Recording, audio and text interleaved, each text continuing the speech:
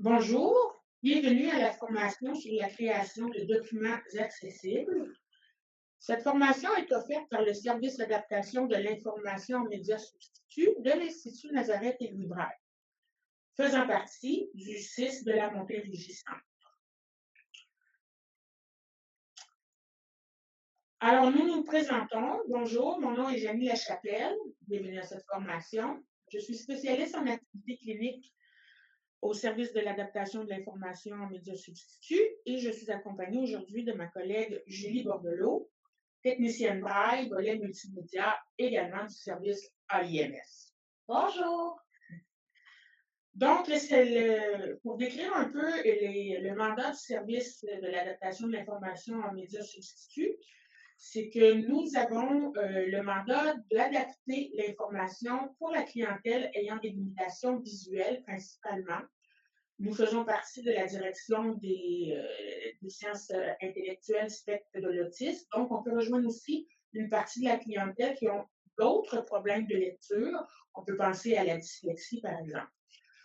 En gros, notre travail est d'adapter toutes sortes de documents, de médias d'information en version accessible. Donc, on peut penser naturellement au braille. On peut penser aussi à des formats électroniques qui vont inclure à partir des aides adaptées. On peut parler de graphiques tactiles, de graphiques à caractère agrandi, de versions sonores. Nous avons aussi, là, depuis quelques années, là, des appareils qui nous permettent de modéliser et d'imprimer des objets 3D qui peuvent répondre à certains besoins de notre clientèle. Donc, il nous fait plaisir aujourd'hui de vous offrir cette formation qui vise principalement à outiller les participants en matière de bonnes pratiques d'accessibilité des documents produits. Ce n'est pas une formation sur l'utilisation efficiente de Word. Je tiens d'abord à vous le mentionner. On compte sur les connaissances des participants pour être capable de bien utiliser Word pour être en mesure de réaliser des documents accessibles. Donc, les bases au niveau des styles, des modèles, d'une bonne méthodologie de travail sont importantes. Ils ne sont pas vus dans cette formation-là. On, euh, on prend pour acquis que les participants ont déjà ces notions-là dans le cadre de leur travail. Cette formation-là vise plutôt à comprendre et appliquer les bonnes techniques de mise en forme pour assurer l'accessibilité dans les documents. Donc, ce qu'on va voir pendant la formation, c'est des termes qui vont permettre de bien saisir ce qu'est un document accessible, bien sûr, d'observer les impacts et l'intérêt de l'accessibilité dans des exemples précis dans les documents, et de donner quelques trucs et astuces pour assurer que les productions soient accessibles et de vérifier si les principes et les façons de faire ont été adéquatement appliqués pour que, au final, le document soit accessible aux personnes qui ont des limitations visuelles principalement. Nous vous invitons fortement à lire le guide de référence qui est fourni sur notre site Internet, qui donne encore plus d'informations sur chacune des thématiques que nous allons traiter aujourd'hui. Petit point important aussi que je tiens à mentionner avant de débuter un peu plus sur qu'est-ce qu'un document accessible, je tiens à préciser aussi que la règle d'or pour assurer l'accessibilité des documents, c'est vraiment d'avoir des bonnes pratiques de mise en forme et de rédaction d'un document. On voit de plus en plus dans les dernières années des documents qui sont faits en partenariat, qui vont être partagés sur Teams, par exemple, ou qui vont être d'abord conçus dans InDesign, pour ne pas le nommer.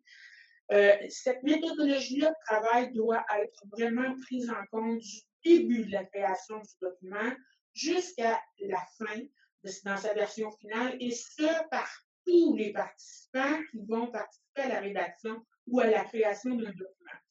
Donc, cette uniformité-là qu'on va vous demander dans les styles, par exemple, et les modèles, c'est super important que les gens qui travaillent à la rédaction d'un document qu'ils veulent accessible dans sa forme finale soient conscients des enjeux que le fait de travailler avec différents styles et différents modèles vont créer des problèmes au niveau de l'uniformité du document et c'est souvent la clé, en tout cas un point très, très important dans l'accessibilité, que le document, sa facture finale soit vraiment uniforme et bâti là, avec les mêmes outils de style et de modèle du début à la fin. Donc, je tenais à vous en faire part pour que vous ayez en tête ce principe-là dès le début de rédaction d'un document. Alors, qu'est-ce qu'un document accessible? Un document est accessible lorsqu'il répond aux standards établis en matière de consultation, de navigation et de lecture pour les utilisateurs sur le web, dans les documents téléchargeables et aussi dans tous les contenus multimédia. Ce que ça veut dire en concret, c'est qu'il y a différents standards qui ont été élaborés dans les dernières années, des standards internationaux, entre autres. On peut parler du standard WCAG, qui est le Web Content Accessibility Guidelines, qui présente les différents points pour lesquels un document doit être construit et pour lesquels il doit répondre aux normes d'accessibilité. Ce standard-là a 3 niveaux, la cote A, AA et 3A. Au Québec, en 2008, je crois, nous avons adopté le standard que nous appelons le SGQRI 008. C'est un standard qui a établi les normes québécoises en matière d'aspect à rencontrer pour qu'un document soit accessible. En gros, ça correspond à la cote AA du standard international. Depuis ce temps, nous demandons aux toutes les organisations publiques et parapubliques au Québec d'appliquer ces standards d'accessibilité-là pour que l'ensemble des parutions, des documents, des sites web soient accessibles à partir des aides adaptées, entre autres pour les personnes qui ont des limitations visuelles, mais ça couvre aussi d'autres problématiques de consultation et d'appropriation des documents. On peut penser aux personnes sourdes au niveau du sous-titrage. On peut parler aussi des problèmes de motricité et d'autres problèmes de lecture. À la fin de notre document de référence, il y a un annexe qui fait un petit peu plus, qui donne un petit peu plus en détail les différents aspects des standards. Donc, à qui s'adresse l'accessibilité plus précisément? Les principales clientèles de l'accessibilité, j'en ai un peu parlé, naturellement, les personnes qui ont des limitations visuelles. Donc, c'est sûr qu'au niveau de la lecture de documents, c'est un des handicaps majeurs quand les documents ne sont pas accessibles pour cette clientèle-là, étant donné que la lecture passe beaucoup par le sens de la vue. Quand les documents ne sont pas accessibles, il faut utiliser des mécanismes autres ou des outils qui vont favoriser la vision résiduelle pour pouvoir consulter le document. J'en profite là pour glisser le fait que pour la clientèle qui ont des limitations visuelles, il y a les personnes qui sont fonctionnellement voyantes et les personnes qui sont fonctionnellement aveugles. Les personnes qui sont fonctionnellement voyantes vont utiliser leur vision résiduelle pour parcourir, lire et reconnaître un document et se l'approprier. Par contre, ils vont utiliser des aides pour faciliter ces opérations-là. Donc, on peut penser à un logiciel dans l'ordinateur qui va grossir les caractères, par exemple, améliorer le contraste, donner des outils de navigation dans le document plus rapides. Au lieu d'utiliser la souris, on va utiliser les touches de raccourci qui sont souvent plus performantes les touches de raccourci que de se promener avec le pointeur de la souris quand on ne voit pas beaucoup de l'écran total à la fois.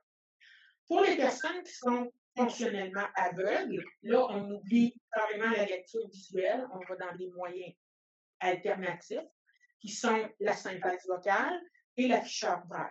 À ce moment-là, les documents se doivent être accessibles pour que cette revue d'écran-là, JAWS est la plus populaire au Québec, il y en a d'autres, NVDA, ces revues d'écran-là doivent aller chercher l'information et non dite dans le texte, souvent dans sa forme, sa présentation, tous les éléments qui sont d'aspect visuel mais qui ne sont pas textuels, pour aller faire la lecture, soit dans un rendu sonore ou pour afficher sur l'afficheur le texte qui est dans le dit document. Autre clientèle aussi qui sont visées par l'accessibilité, j'en ai parlé un peu, les personnes qui ont des limitations auditives. Donc, on peut penser à d'utiliser des pastilles là, où on présente la transcription en langage des signes, par exemple, quand on a une vidéo. On peut parler aussi d'aspects qui vont peut-être être plus difficiles à comprendre pour des personnes qui ont des limitations auditives et qui vont être libellées autrement ou qui vont être présentées autrement dans un document, par exemple. Il y a aussi les gens qui ont des problèmes de motricité, juste d'utiliser une souris, d'utiliser un clavier, de naviguer dans un document. Il y a certains aspects qui peuvent être intéressants pour améliorer l'accessibilité des documents.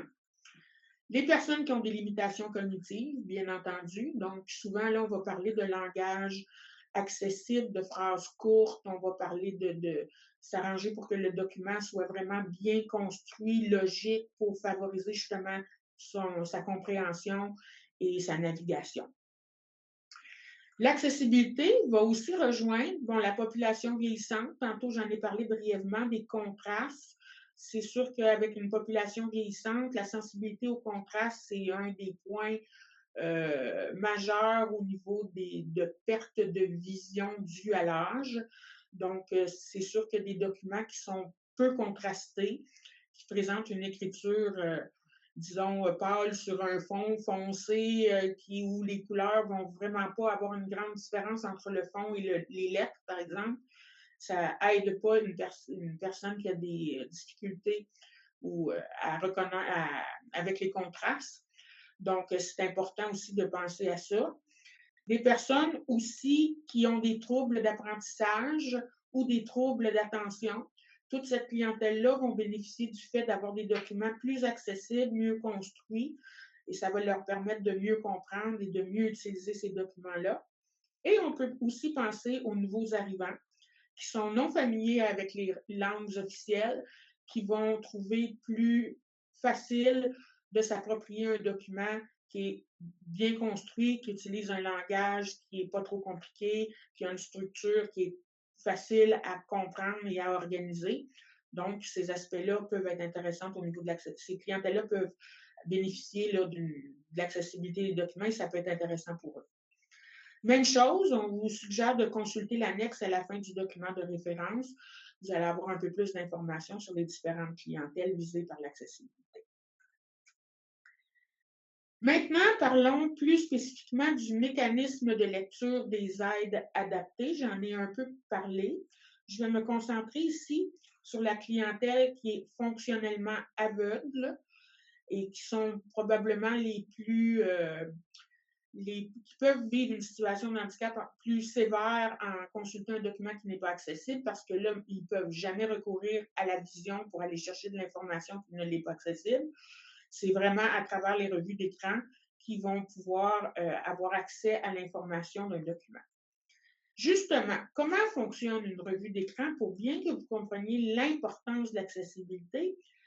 Il faut comprendre comment fonctionnent les revues d'écran, braille, synthèse, qui parcourent les documents. Alors, une revue d'écran, la façon que ça fonctionne, c'est que ça va s'attacher aux balises d'un document, à la façon que le document, il est, je vais dire, programmé, mais dans le fond, dans lequel il y a les styles, les modèles, tous les outils de mise en forme qu'on va utiliser pour donner l'information sonore ou sur l'afficheur braille de plein de concepts qui sont non textuels dans le document, mais qui sont super importants pour comprendre la structure et la pensée du document. On n'a qu'à penser au titre, au niveau de titre, un sous-titre, un sous-sous-titre, des listes, des paragraphes, des textes en marge, par exemple, des notes de bas de page.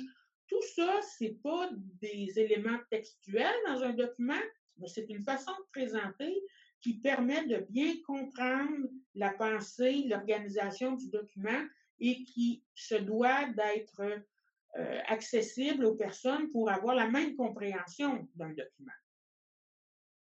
Donc, les aides adaptées, vont permettre justement, quand le document il est bien balisé avec tous ces outils-là, avec des touches de raccourci, pardon, d'accéder à ces informations-là, d'avoir un rendu sonore ou braille de ces éléments-là, d'être capable de naviguer entre eux, d'être capable de se faire une structure mentale de comment le document est conçu pour bien se l'approprier.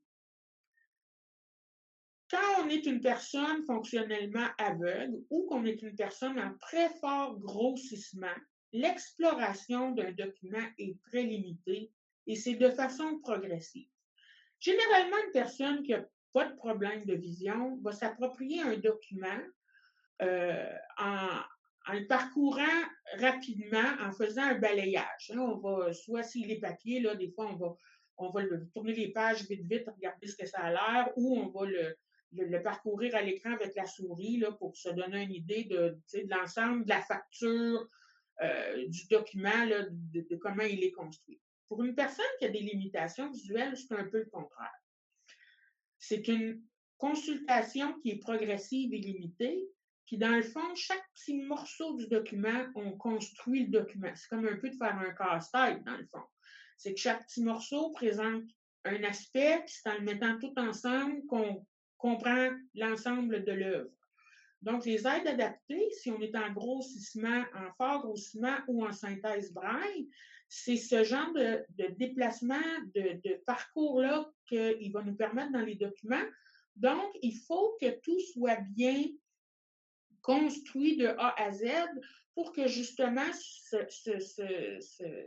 parcours-là, au fur et à mesure qu'on avance, soit vraiment logique, concret et qui nous permette d'avoir notre vue d'ensemble à la fin, contrairement aux personnes voyantes qui ont ça dès le départ et après ça rentrent dans le plus précis de chacun des points. Au niveau des personnes qui ont des limitations visuelles, c'est un peu le mécanisme contraire pour s'approprier un document dans son ensemble. On a une petite démonstration avec JAWS qui est très parlante, je crois, qu'on veut vous présenter, qui va vous montrer en gros comment on se déplace dans un document et comment JAWS se comporte, qui est la revue d'écran Braille Synthèse, comment elle se comporte dans des exemples de documents. Donc, on regarde ça à l'instant. Alors, voici maintenant une présentation de comment une personne qui a des limitations visuelles, en fait, une personne en cécité, va utiliser ces aides adaptées dans des documents pour être capable de les consulter et de les parcourir efficacement. Donc, si vous voyez bien ici à l'écran, c'est un ordinateur, comme n'importe quel ordinateur, dans lequel il y a un logiciel adapté, une revue d'écran, qu'on appelle ici, en l'occurrence, c'est JAWS, qui permet deux fonctions principales, donc de donner un retour sonore du texte, donc il y a une synthèse vocale là-dedans qui va lire le texte, et aussi, ça peut être jumelé à un afficheur braille que vous voyez ici, qui est dans le fond une plage, sur lequel ici, il y a 40 cellules braille qui, au fur et à mesure que le texte va défiler à l'écran, va rendre tactilement en braille le texte lisible au bout des doigts. Donc, pourquoi un document doit être accessible? C'est que cette revue d'écran-là, contrairement aux voyants qui vont fonctionner avec le texte visuel à l'écran et qui vont avoir des repères plus ou moins importants visuellement du texte selon leur degré de grossissement à l'écran, une personne qui est en cécité va vraiment beaucoup se fier au paramétrage du texte. Donc, il va falloir qu'un document, pour qu'il soit accessible, qu'il soit bien balisé par des titres, des tableaux bien faits, des listes bien structurées, des paragraphes bien découpés, parce que c'est avec ces outils-là que je vais me déplacer dans le document. Donc, ici, je vais vous montrer, j'ai ouvert le document de référence qu'on vous fournit pendant la formation. Donc, mon logiciel me permet d'afficher tous mes titres, par exemple, si j'ai à me déplacer dans une section particulière dans le document. Donc, en faisant ma touche de raccourci, j'ai un peu comme une table des matières, accès à tout l'ensemble des titres du document et aussi à leur niveau d'importance. Est-ce que c'est un titre de niveau 1, de niveau 2, etc. Donc, je vais me rendre à bien structurer son document. Je vais cliquer dessus et j'arrive directement où on parle de ça dans le document. Là, pour bénéfice et le plaisir de tout le monde, je vais faire lire la synthèse vocale, paragraphe par paragraphe, en dessous du titre bien structuré son document. On part. Il est primordial que l'organisation hiérarchique du document soit bien définie. Idéalement, il faudra avoir une idée préalable de cette structure avant de commencer le document. Garder une uniformité dans les paramètres utilisés, particulièrement pour les listes et les niveaux de titres. Cela permet au lecteur, avec ou sans l'assistance d'une aide technique, de se faire immédiatement une idée claire de la façon dont le document est construit, de sa logique. Fin du paragraphe, ma synthèse a fait une pause, je change de paragraphe. Pour un lecteur voyant, la structure du document est mise en évidence par la mise en page et la typographie. Pour des lecteurs utilisant une synthèse vocale ou un afficheur braille, la structure n'est perceptible que si le texte électronique contient des balises indiquant où sont les titres, sous-titres ou autres éléments de la structure. Page 7. Il est important d'utiliser correctement les fonctionnalités offertes par Word pour structurer un document. Voilà, je peux continuer comme ça. Ma revue d'écran me permet aussi, dans mon document, en activant mes touches de navigation, de me déplacer, par exemple, dans une image d'un titre à la fois. Je peux parcourir mes titres. Je peux aussi parcourir, par exemple, aller chercher des illustrations, aller chercher des tableaux. Je vais vous le montrer ici. Je vais changer de document parce que lui, il n'y en a pas de tableau. Donc, si je me présente ici, je vais aller au début du document et que j'active mes touches de navigation et que je m'en vais, je lui demande « Cherche-moi un tableau ». Il va me présenter au premier tableau. C'est pour ça que c'est important de ne pas utiliser des tableaux à toutes les sauces, parce que si vous utilisez des tableaux pour faire de la présentation, mettre un titre centré avec un beau cadre autour, ben moi, en revue d'écran, moi, elle va percevoir ça comme un tableau, et au lieu de me promener dans des vrais tableaux, elle va toutes mes attraper en cours de route. Fait que ce qui peut être un petit peu de la pollution au niveau de la navigation, parce que c'est pas vrai que c'est des tableaux. Ce que je veux vous montrer dans les tableaux aussi, c'est qu'un tableau, c'est un défi à organiser pour qu'il soit accessible. On va voir plus tard dans la formation les règles à respecter. Mais ce que je veux vous montrer, c'est qu'une fois qu'il est bien paramétré, en me promenant dans ce tableau-là, je peux, en changeant de colonne, 67 500. Avant de dire le 67 500, ben, ma revue d'écran, mon JAWS m'a dit nombre estimé, qui est le titre de la colonne. Je change de colonne vers la droite. Proportion % brut, 6,2%. Donc, j'ai toujours la rétroaction d'où je suis, parce que, étant donné que je vois 40 caractères à la fois, je vois une cellule à la fois, autant sur mon afficheur braille que ce que ma synthèse vocale va me dire. Donc, j'ai pas l'ensemble du tableau comme un voyant visuellement pour me repérer de lignes, de colonnes, pour aller chercher l'information qui est en périphérie. Donc, un tableau bien accessible, pour moi, c'est un tableau qui va avoir une fonction de dire les lignes, les colonnes, pour que, peu importe où je me déplace dans mes cellules, j'ai toujours une rétroaction de proportion en pourcent, par exemple, pour me dire exactement ma donnée qui est là, le 6,2%. Il fait partie de quelle catégorie, donc dans mon tableau, donc dans quelle colonne. Fait que voilà, c'est un peu la démonstration qu'on voulait vous faire un peu avant de vous expliquer comment faire un document accessible pour que vous compreniez plus aisément le pourquoi de ce qu'on va vous demander de faire et surtout comment une personne qui a une cécité va fonctionner sur une application dans un ordinateur avec ses aides. Alors, maintenant, parlons des points importants à considérer pour créer un document accessible. Brièvement, en introduction, on peut donner les lignes directives suivantes. C'est important de bien structurer le document en séparant le contenu des titres et des sous-titres de la présentation générale.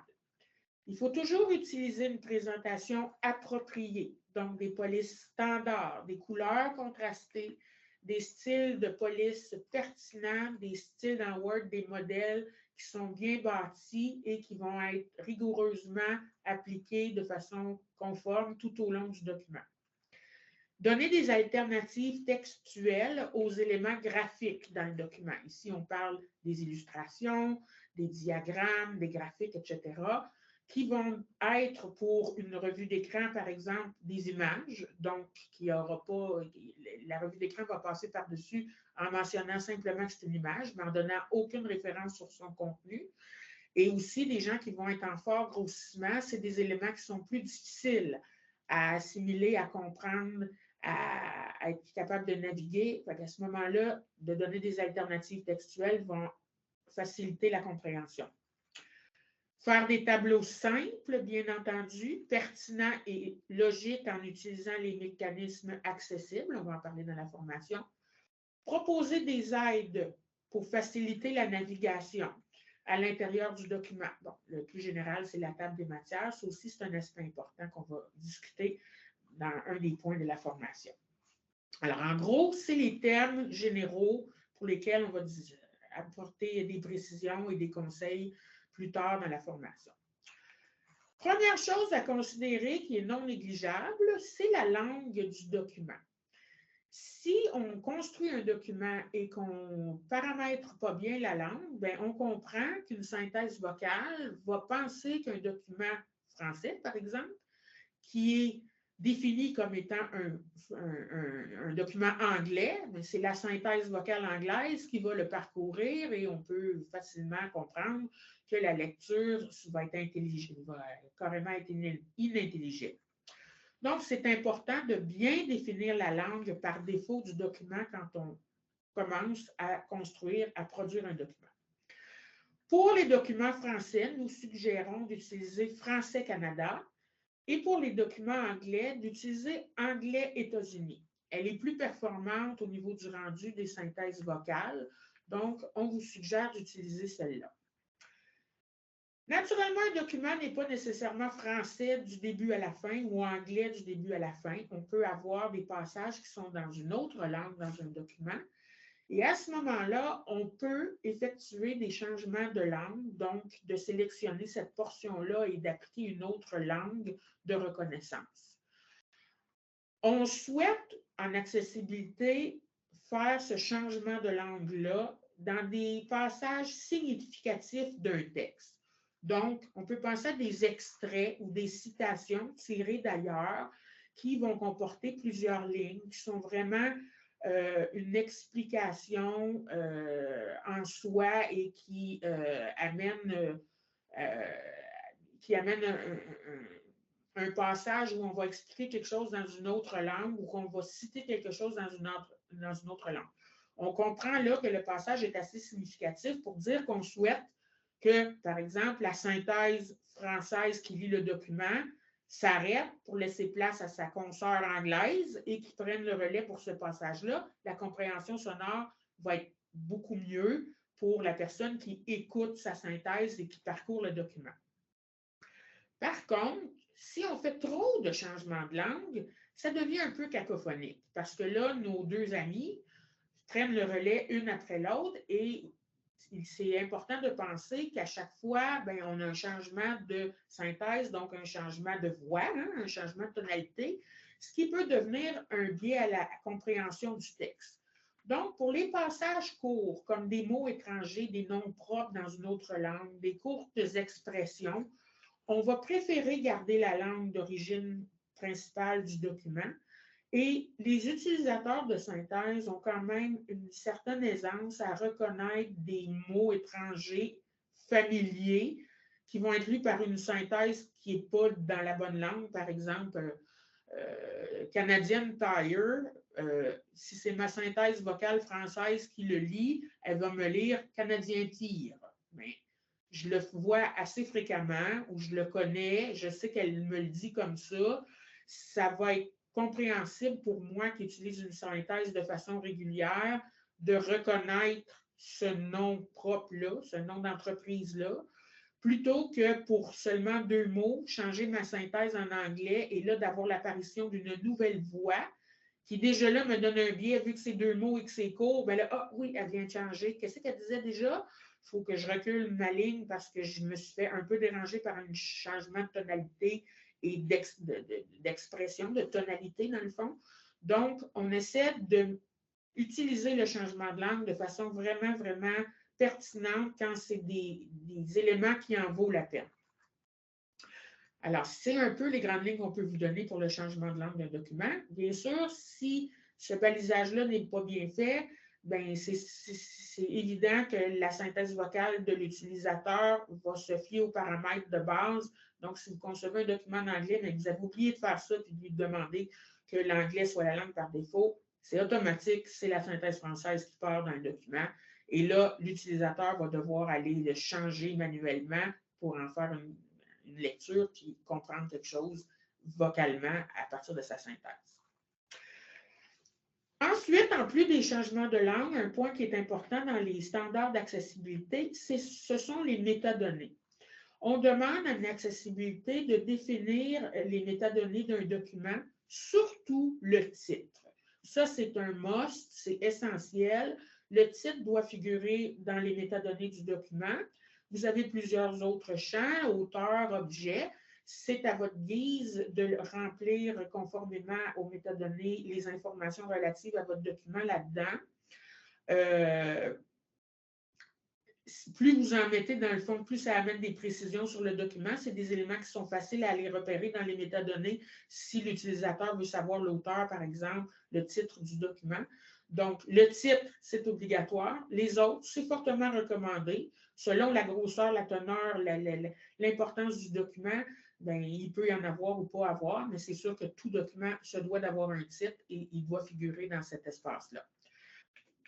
Donc, pour aller inscrire les informations relatives aux métadonnées dans votre document, les PowerPoint qui suivent présentent là, exactement là, où on retrouve ça dans les outils de Word et comment y accéder, les champs à remplir là, pour chacune des informations qui sont susceptibles d'apparaître dans le début de votre document, dans le fond.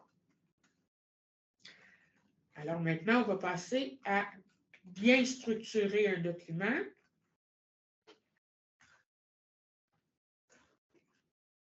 Alors, les principes pour bien structurer un document, naturellement, la logique est de mise, l'uniformité est de mise aussi pour faire un document accessible. Donc, de vraiment penser dès la création à lui donner une structure qui va être logique dans son ensemble et qui va être continue tout le long du document. Les titres, les sous-titres, les paragraphes, la présentation des listes et des sous-listes, dans le fond. C'est important qu'il y ait une rigueur dans leur présentation, que ça soit le plus possible uniforme et que si ça change de façon de présenter, il y a une raison logique à ça. Que ce n'est pas juste qu'on va changer une façon de présenter une liste d'une autre façon ou qu'on va y mettre différentes sortes de puces ou qu'on va la présenter plus en retrait. Si une liste se retrouve à la page 2 puis une autre liste se retrouve à la page 5 et qu'elle a la même fonction de présenter des éléments en liste, bien, il devrait avoir la même facture visuelle et la même façon d'être balisé dans Word. Donc, pour ça, la règle d'or, c'est de bien utiliser les styles et leurs paramètres dans Word. Il faut être compétent et je dirais avoir de l'aisance à utiliser ça parce que c'est le nerf de la guerre pour avoir une constance dans la présentation et aussi de permettre que ce document-là soit transformé dans d'autres différents médias. On vous montre aujourd'hui à travailler pour faire des documents accessibles dans Word, qui est la base, mais les principes sont aussi bons pour toute autre sorte de format de document. Souvent, on va commencer avec une source Word ou de ce type-là, puis on va peut-être en arriver à faire un PDF accessible, par exemple, ou on va vouloir le transformer en HTML ou le transformer en d'autres formats. Les principes sont les mêmes pour que le document soit accessible, la constance, la rigueur, de bien utiliser les styles et les modèles. Et c'est le nerf de la guerre pour justement si on souhaite transférer ces documents-là dans d'autres formats. Aujourd'hui, on ne touche pas l'accessibilité dans des documents, par exemple PDF ou dans des documents InDesign ou dans des documents comme ça. Il y a des formations qui existent à ce titre-là. Il y a aussi des formations qui existent pour la création de formulaires ou de documents dynamiques. On n'entre pas là-dedans aujourd'hui, mais les principes qu'on vous donne en accessibilité ici se transfère aussi dans ce type de document-là et dans d'autres logiciels qui permettent d'éditer des documents. Et c'est la base première à maîtriser dans n'importe quelle création de documents accessibles. Donc, autre chose à éviter aussi, c'est l'utilisation des espaces multiples, des tabulations ou des retours à la ligne inutiles pour faire de la mise en forme dans le texte. On voit ça chez les utilisateurs moins expérimentés de traitement de texte. On va choisir, par exemple, de faire des espaces multiples, des retours à la ligne multiples pour faire de l'espacement, par exemple, en des paragraphes, pour tasser des éléments plus à droite, etc. Ne jamais faire. C'est vraiment dans le balisage des styles que vous allez utiliser qui va permettre l'accessibilité. Dites-vous qu'à chaque fois qu'on touche le clavier pour faire une commande, la revue d'écran, elle reconnaît ça. C'est des balises qu'elle reconnaît. Donc, si en des paragraphes, je mets 6 retours de ligne pour faire mon espace visuel où je veux un espace blanc pour mes paragraphes, si moi, je me promène avec ma revue d'écran de ligne à ligne, à chacun de vos retours de ligne, je vais entendre vide, vide, vide, vide. Le biais là-dedans, c'est qu'à la fin d'un document, on entend aussi vide. Et c'est souvent le cue qu'on va avoir pour dire que le document se termine là, c'est qu'il n'y a plus rien après. S'il y a de multiples retours à la ligne et que j'entends vide, vide, vide, vide, un utilisateur pourrait avoir le bien en disant c'est fini. Mais non, ce n'est pas fini parce que c'est le retour à la ligne qui a été utilisé pour faire l'espacement plutôt que de paramétrer le style paragraphe comme on va voir plus tard. Un outil qui est super intéressant pour vraiment valider vos opérations de mise en forme dans Word et vous assurer que vous êtes rigoureux, logique et constant du début à la fin, c'est le volet de navigation. Cet outil-là permet justement d'aller voir tous les styles, toutes les mises en forme que vous avez faites dans le document et comme ça, vous êtes capable d'en valider l'uniformité. Pour cette partie-là, je vais te laisser la parole, Julie, vu que c'est beaucoup un aspect visuel, le volet de navigation. Oui. De toute façon, c'est déjà mentionné dans la diapo où elle est. Donc, il faut aller dans l'onglet affichage et puis s'assurer que la case volet de navigation est cochée. Et puis, le volet de navigation, il s'affiche à gauche de l'écran. La prochaine diapo présente un exemple d'aspect visuel d'un texte qui n'a pas eu de paramétrage de fait, mais visuellement, on voit bien la différence que clinique divers, c'est le titre, et puis ensuite, il y a son sous-titre, et puis il y a le texte. On voit qu'il y a une liste à trois éléments, 1, 2, 3, mais il n'y a aucun paramétrage qui a été fait, donc aucun style qui a été appliqué. À gauche, on voit le volet de navigation et puis ça indique que c'est vide. Il y a vraiment zéro niveau de titre qui a été appliqué. Prochain exemple. On voit le même texte, mais avec des styles qui ont été appliqués. Donc, on voit bien que Clinique divers, c'est un titre principal. Et puis, il y a son sous-titre « Quoi faire en cas de doute ». Et puis ensuite, il y a le paragraphe. Et puis, on voit qu'il y a eu une liste à 3 éléments qui a été appliquée avec ses sous-éléments A, B. Alors, bon, nous allons rentrer dans les points plus précis de ces différents aspects-là. On commence par les titres. Donc, c'est important dans un document de bien identifier adéquatement les titres et les sous-titres du document.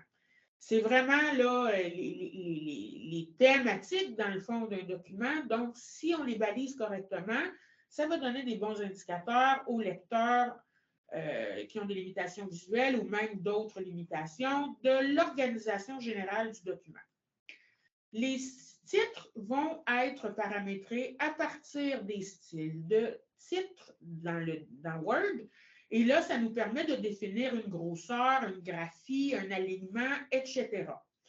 Donc, si on répète un peu ce que je dis depuis quelques diapos, si on est logique et constant, tous mes titres de niveau 2, tous mes titres ensemble de niveau 2 vont avoir la même facture visuelle, la même facture de présentation. Tous mes titres de niveau 3, la même chose. Et à ce moment-là, ben, on va pouvoir reconnaître un élément par rapport à un autre avec son niveau d'importance.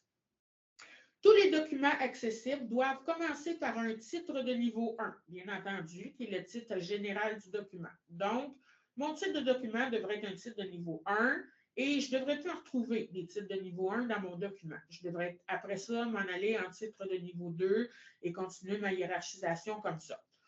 On fait une hiérarchisation logique et conforme. Donc, après un titre de niveau 1, c'est un titre de niveau 2. Et si on a besoin d'un autre sous-titre, on va être de valeur d'un titre de niveau 3. Donc, c'est important de ne jamais en sauter. Un titre de niveau 2 ne peut pas être suivi par un titre de niveau 4. Moi, je dis souvent, on descend une marche à la fois, on ne saute pas de marche. Par contre, si on a un document qu'on est rendu avec un titre de niveau 4, oui, on peut remonter un titre de niveau 2 parce que là, on change carrément de section ou de point à discuter. Ça se fait revenir d'un niveau 4 à un niveau 2. Mais après ça, on recommence à descendre et ça va être 2, ça va être 3, ça va être 4. On voit souvent des documents où par souci de présentation et probablement d'aspect visuel, on a dit « Ah, il me semble que mon titre de niveau 3, comme je le présente d'habitude, il est trop gros, c'est pas si important que ça, mon sous-titre sous mon niveau 2, je vais mettre un niveau 4. » Jamais faire ça, de sauter de niveau comme ça, je vous explique. C'est qu'avec ma revue d'écran, je peux afficher mes titres. Je peux aussi me promener de titre en titre. Donc, je peux lui demander avec des touches de raccourci, voilà mon prochain titre de niveau 3, voilà mon prochain titre de niveau 4. Si mon document, dans une section, après mon niveau 2, je passe directement au niveau 4, donc moi, je m'attends à aller chercher un niveau 3, là. Si je lui demande d'aller au prochain niveau 3 après mon titre de niveau 2, il ne m'amènera pas à mon sous-élément. Il va m'amener au titre de niveau 3 qui est après mon prochain niveau 2. Donc, toute cette portion-là du document, je vais le sauter carrément parce que moi, je cherche mon sous-élément, mon sous-titre qui est en dessous de mon titre de niveau 2, mais il y a eu un petit écart à l'accessibilité et il a été paramétré en titre 4. Donc, je vais carrément passer par-dessus. D'où l'importance de vraiment suivre la règle de descendre une marche à la fois de notre escalier en niveau de titre. Les styles de titres aussi, ça sert à baliser des titres. Ce n'est pas parce qu'on veut présenter du texte centré pour X raisons qu'on va dire « Ah, je vais utiliser mon style de titre qui centre ». Et naturellement, aussitôt que vous allez baliser du texte par un style de titre, la revue d'écran va signaler au lecteur que c'est un titre. Si ce n'est pas vrai, mais que vous avez utilisé ce style-là que pour la mise en forme visuelle, bien, moi, j'ai un biais parce qu'il apparaît un titre dans le corps de mon document qui n'est pas un titre, mais qui est balisé avec cet outil-là et ma revue d'écran n'en fera pas la différence. Donc, on utilise vraiment les styles de titres pour encadrer, baliser les titres du document à proprement dit.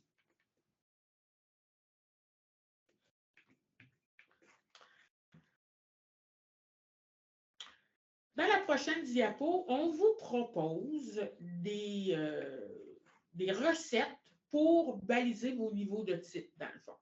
Je dis une recette parce que c'est un exemple qui fait une différence dans la grosseur du caractère, dans la mise en forme entre différents niveaux de titre. Je pense qu'on vous amène jusqu'au titre de niveau 6. C'est une recette, ce n'est pas la seule. Comme je dis souvent, c'est notre recette de gâteau au chocolat, mais il y en existe d'autres qui sont aussi bonnes. L'important, c'est de respecter ce qu'on va vous décrire tantôt au niveau de l'alignement, de la graphie, de la grosseur de caractère. Si vous respectez la hiérarchisation de ça, l'emploi de ça, vous pouvez construire des titres qui vont être accessibles visuellement et qui vont être correctement balisés si vous utilisez vos outils de style de titre. Donc, ils vont rencontrer les standards en matière d'accessibilité.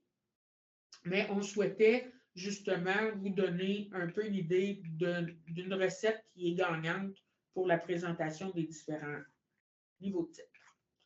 Donc, maintenant, parlons des paragraphes. C'est quoi un paragraphe? Un paragraphe, c'est une portion de texte qui est située entre des interlignes, dans le fond, qui va être comprise entre deux retours à la ligne. Donc, on a une portion de texte là qui est un bloc, dans le fond, pour lequel on va paramétrer le style normal. Dans le fond, ça va être notre outil de balisage de nos paragraphes. Et c'est dans le style normal qu'on va aller jouer avec les différents paramètres pour que notre paragraphe réponde à certains standards en matière d'accessibilité. Donc, en faisant ça, en bien paramétrant nos paragraphes, on permet à une revue d'écran, moi j'ai une touche de raccourci qui me permet de me déplacer de paragraphe en paragraphe. Donc, ça va plus rapide, c'est plus confortable à la lecture que ma synthèse vocale commence la lecture au début du paragraphe, puis n'arrête pas à chaque bout de ligne, mais qui va me lire l'entièreté du paragraphe et qui va s'arrêter carrément au prochain retour à la ligne. Donc, quand on paramètre bien les paragraphes, ça permet d'utiliser la fonction de navigation par paragraphe de nos aides adaptées. Donc, ça permet une consultation qui est plus confortable et qui est plus naturelle dans la lecture de la synthèse vocale. Au niveau visuel, pour répondre aux standards des gens qui vont utiliser des appareils de grossissement pour consulter un document, par exemple, on demande que l'espace entre les lignes du paragraphe soit de au moins 1,15. On en fait un petit peu plus parce qu'on va aérer les lignes. La poursuite visuelle de lecture peut être difficile si le grossissement est très fort ou si la personne, par exemple, elle a des problèmes oculaires qui lui font faire des mouvements involontaires oculaires. À ce moment-là, la poursuite de la ligne peut être saccadée. La personne peut plus facilement se tromper de ligne de poursuite de lecture puis s'en aller sur la ligne d'en haut, sur la ligne d'en dessous pour continuer sa lecture visuelle. Donc, en faisant un petit peu plus d'espace, on aide la personne à garder une bonne poursuite de ligne. Utilisez un espace minimal de 14 points entre les paragraphes pour que vraiment ça soit significatif. Là, notre paragraphe, il se termine, j'en ai un prochain qui commence. Ce n'est pas une ligne entre deux, c'est pas un espace entre deux lignes d'un même paragraphe, mais on a une coupure là, plus significative. Ensuite, petit point qui souvent fait frissonner certaines personnes qui font de la rédaction de documents. Pour qu'un document soit accessible, on souhaite ardemment que le texte soit allié à gauche dans les paragraphes. Justifier le texte, ça devient un problème en fort grossissement parce que l'espace entre les mots devient variable, l'espace au début de la marge de gauche devient variable, ce qui fait qu'une personne va utiliser un fort grossissement et, par exemple, imaginez-vous qu'elle lit quelques mots à la fois à l'écran, ou même ça peut être jusqu'à quelques lettres, mais même pas un mot au complet. Elle va avoir à balayer pour revenir à gauche pour recommencer sa prochaine ligne de lecture. Si la marge de gauche n'est pas toujours à la même place et si l'espace n'est pas toujours pareil entre les mots, bien, le grossissement va apporter encore un plus gros biais là-dedans parce qu'on grossit tout. Là. On grossit les espaces de début, on grossit les espaces entre les mots, tout grossit. Donc, on pourrait avoir la perception qu'une ligne est finie et ce n'est pas vrai parce qu'il reste des mots après, l'espace est très grand. On pourrait manquer des petits mots en début de ligne parce qu'on a l'impression qu'on revient à la ligne, mais qu'on n'y est pas tout à fait rendu. Donc, c'est très important de penser à justement aligner le texte à gauche pour enlever tous ces biais-là et que la lecture de la poursuite de ligne soit le plus facilitée par votre alignement à gauche pour les personnes qui sont en fort grossissement. Ne jamais présenter de texte en colonne. Même chose, on avait, il y a quelque temps, des problématiques avec la synthèse vocale et l'afficheur braille, qui, au lieu de faire une lecture en colonne, allait lire la première ligne de gauche et ensuite la première ligne de la colonne de droite et ensuite revenir à la deuxième ligne de la colonne de gauche, etc., ce qui fait que le texte est carrément incompréhensible. La revue d'écran s'est nettement améliorée dans les dernières années. On le voit un petit peu moins. Je l'ai rencontré dernièrement, mais ce n'est pas majeur. Mais où ça devient très important de ne pas faire du texte en colonne, c'est justement pour les personnes qui sont fonctionnellement voyantes et qui utilisent le grossissement. Parce que là, vous demandez à la personne de faire un balayage juste d'une moitié de ligne, de revenir, dans le fond, 2 fois plus souvent à la ligne suivante. Donc, son activité de balayage est encore plus difficile. Dans le fond, elle doit faire un balayage là, plus souvent vers la ligne de gauche.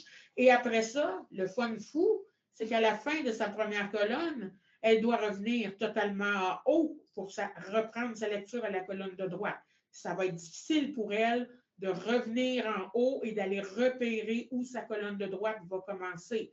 Donc, c'est vraiment gênant pour une lecture continue pour les gens qui sont en grossissement de présenter du texte en colonne. C'est une difficulté qui n'est pas nécessaire et qui va vraiment leur causer un préjudice là, avec le fort grossissement puis avec une lecture oculaire là, qui demande là, un balayage plus compliqué.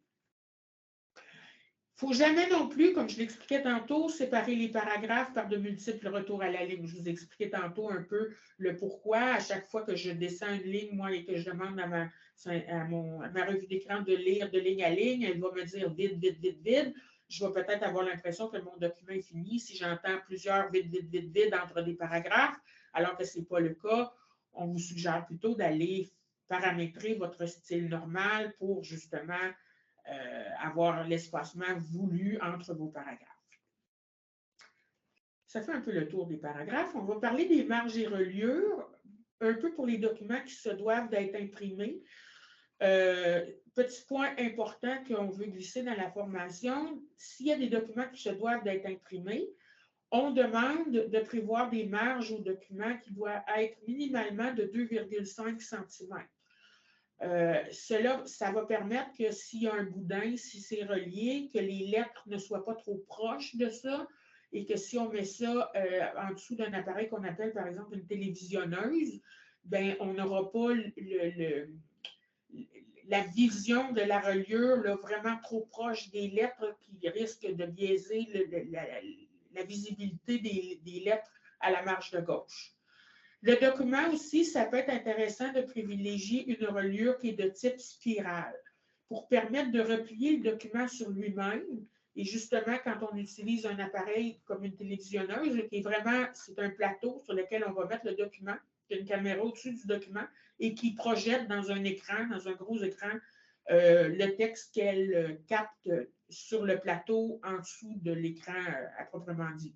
Donc, si on peut faire un flip au document pour avoir juste une page et non pas 2 pages en regard, bien, ça permet plus facilement d'aller bien se positionner dans l'écran pour aller lire la page en question, puis pas être embêté par la page de gauche ou la page de droite, qui n'est pas nécessaire lors de notre lecture.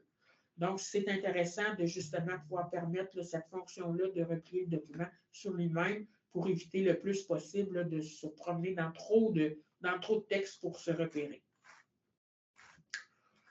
Ensuite, les listes à puces et à numéros, un autre élément très fréquent dans les documents, outre les titres et les paragraphes, ce sont les listes. Ça aussi, les listes doivent être configurées, paramétrées à partir du style de liste, soit la liste à puces, soit la liste à numéros. On commence par parler des listes à puces, premièrement. C'est important de ne pas utiliser des symboles de fantaisie pour définir vos puces. On reste sobre et conservateur. Donc, les premiers choix qui sont dans Word, la puce ronde remplie, la puce ronde vide, le tiret, le carré, sont tous des éléments qui sont de bons choix pour mettre la présence d'une puce. Visuellement, elles vont être discriminables.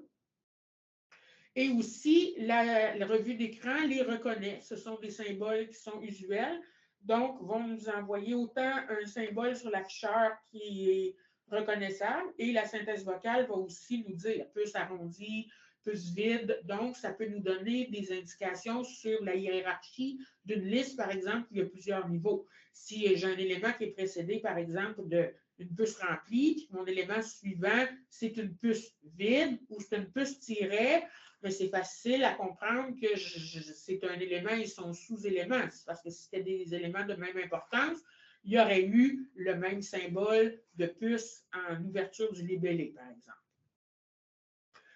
Donc, on suggère que si justement vous avez une liste hiérarchisée, on va utiliser les symboles de puce comme je viens de vous parler. On peut alterner si on veut justement garder une sobriété encore plus grande et d'utiliser que quelques petits symboles de puce. Par exemple, si j'ai une liste à 3 niveaux, mais je pourrais commencer par le boulet rond. Mon élément de seconde importance pourrait être avec un tiret, par exemple. Et quand j'arrive au niveau 3 de ma liste, je pourrais remettre le boulet. Parce que l'indentation, donc le découpage de notre format liste, ne peut pas confondre un niveau 1 avec un niveau 3. Donc, on pourrait garder les mêmes objets de puce pour faire la présentation des éléments pairs et impairs, par exemple. On peut aussi changer, si on le préfère, si on reste dans les outils, là, les graphies de puces les plus communes dans les modèles de liste de Word. On essaie aussi d'éviter de faire chevaucher un élément de liste sur 2 pages du document. Si la puce commence au bas d'une page et se termine sur l'autre page, ça peut être un biais parce que là, la coupure entre les 2 pages au niveau de l'alignement de la puce, surtout si c'est la dernière, ça peut amener une mauvaise compréhension. Donc, si la puce ne peut pas carrément être figurée au bas d'une page, on est probablement mieux de rapatrier l'ensemble de l'élément de liste sur la nouvelle page.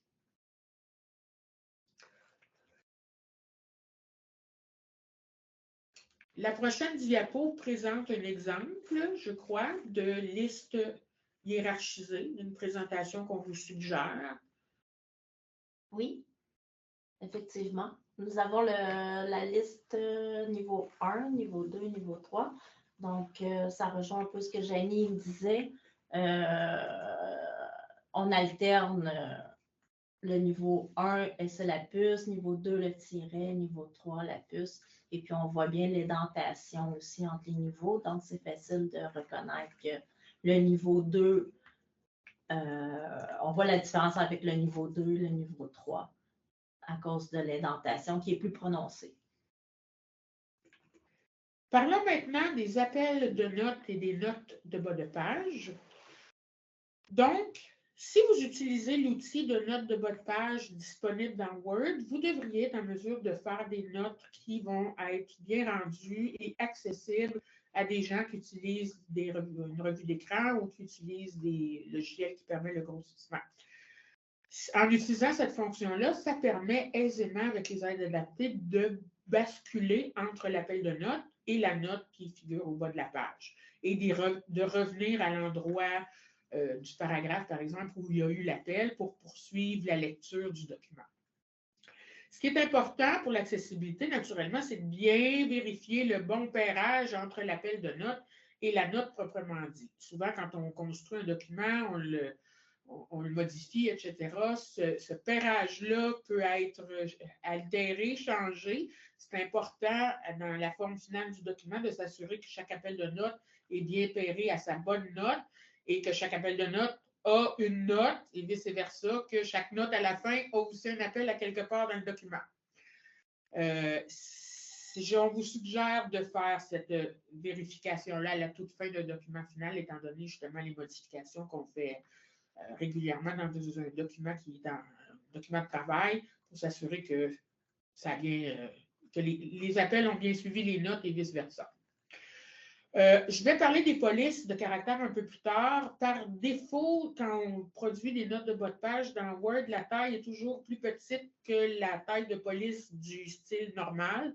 C'est important que les tailles de police dans les notes de bas de page soient de 12 points, comme je vais le mentionner dans la taille de la police pour l'ensemble du document. Il faut que la taille soit minimalement de 12 points.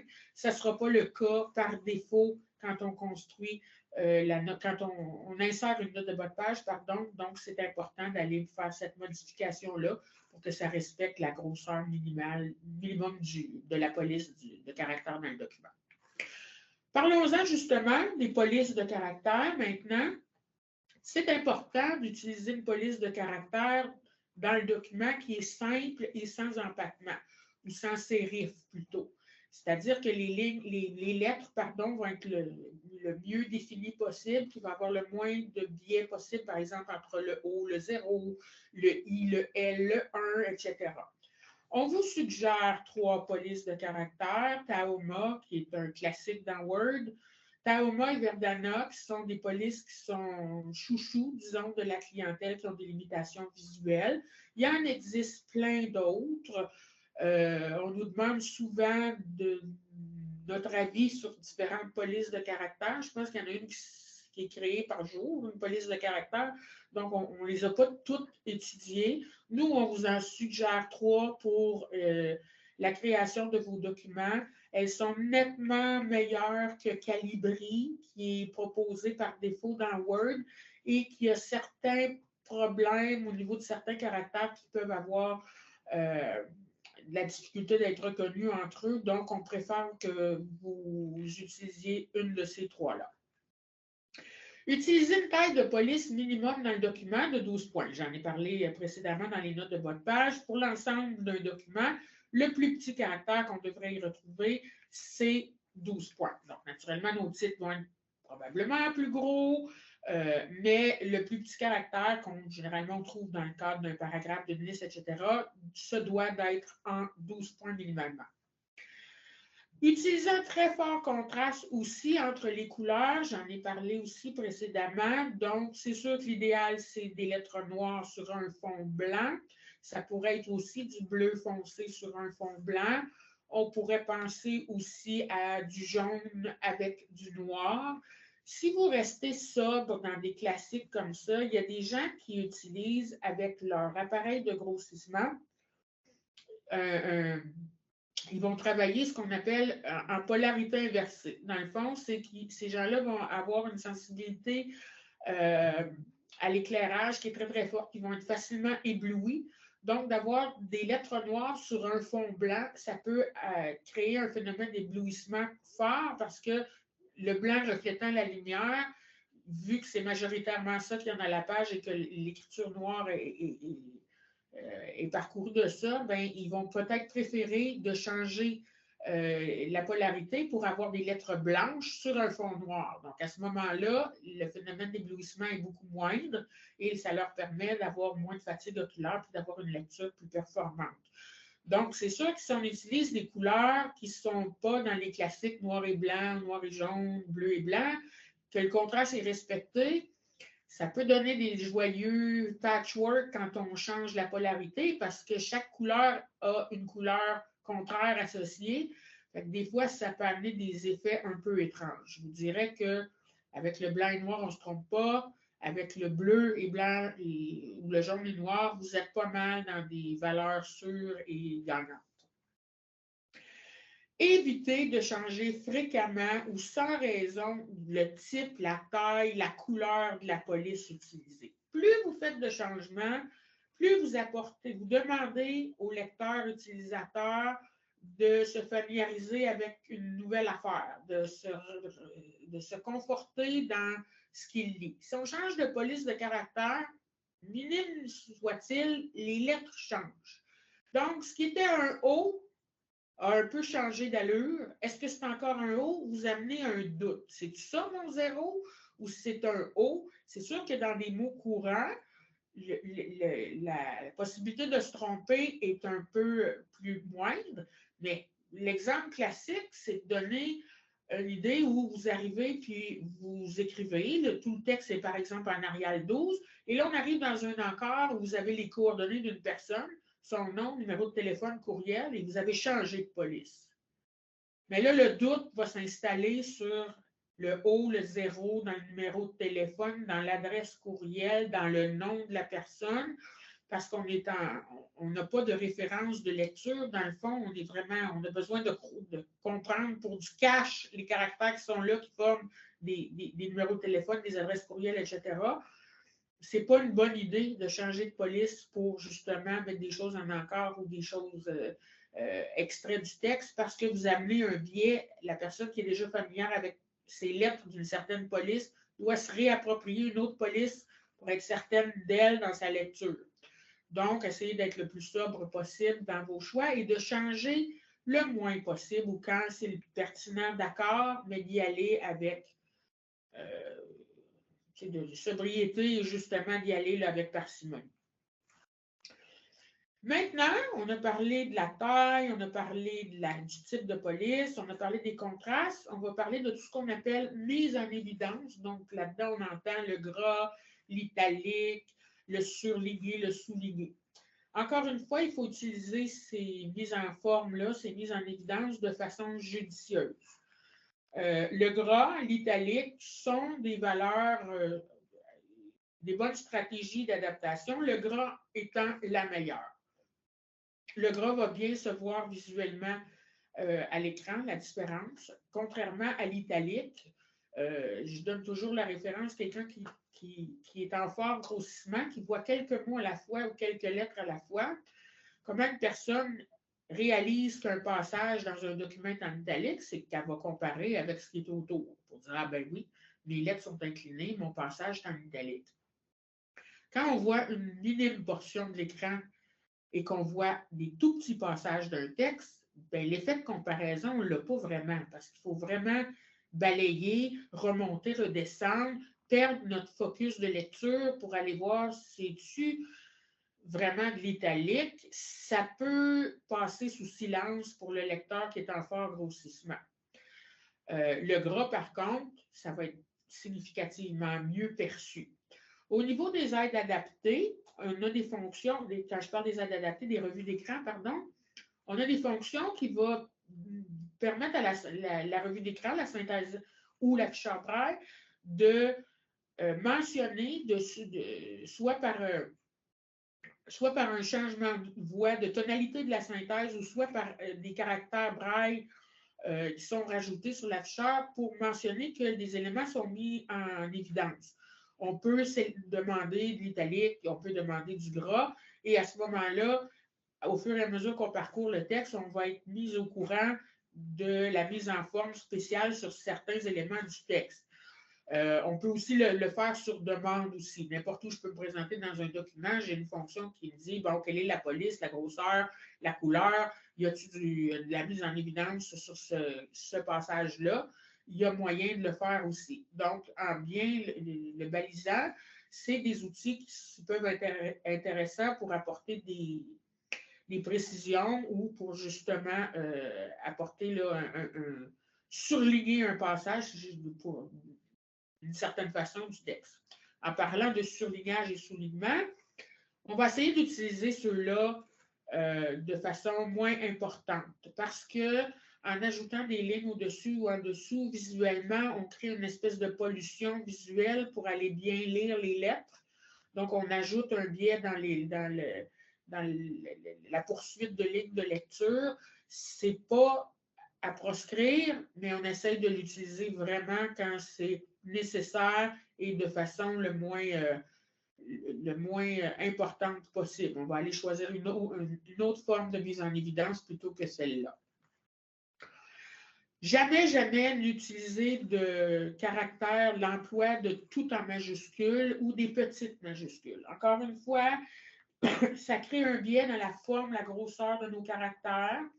On va préférer plutôt utiliser tout le temps la même présentation, les lettres importantes en majuscules, y mettre une facture en gras, par exemple, plutôt que carrément changer le lettrage et demander à la personne visuellement de se rapproprier tout le look de chacun des caractères pour être en mesure de lire l'ensemble du passage. Même chose pour les petites majuscules, c'est encore plus...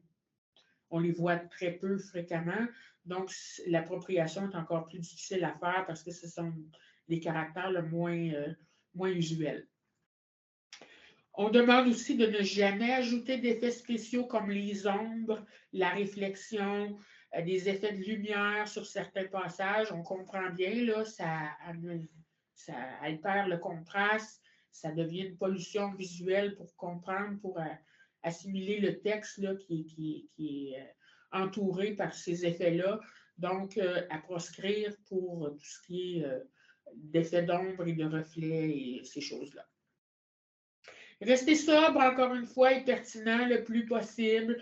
Quand on choisit une façon de présenter certaines choses, on essaye de voir logiquement, à chaque fois que la situation se présente, de faire ça de la même façon, d'avoir une logique dans notre mise en évidence, dans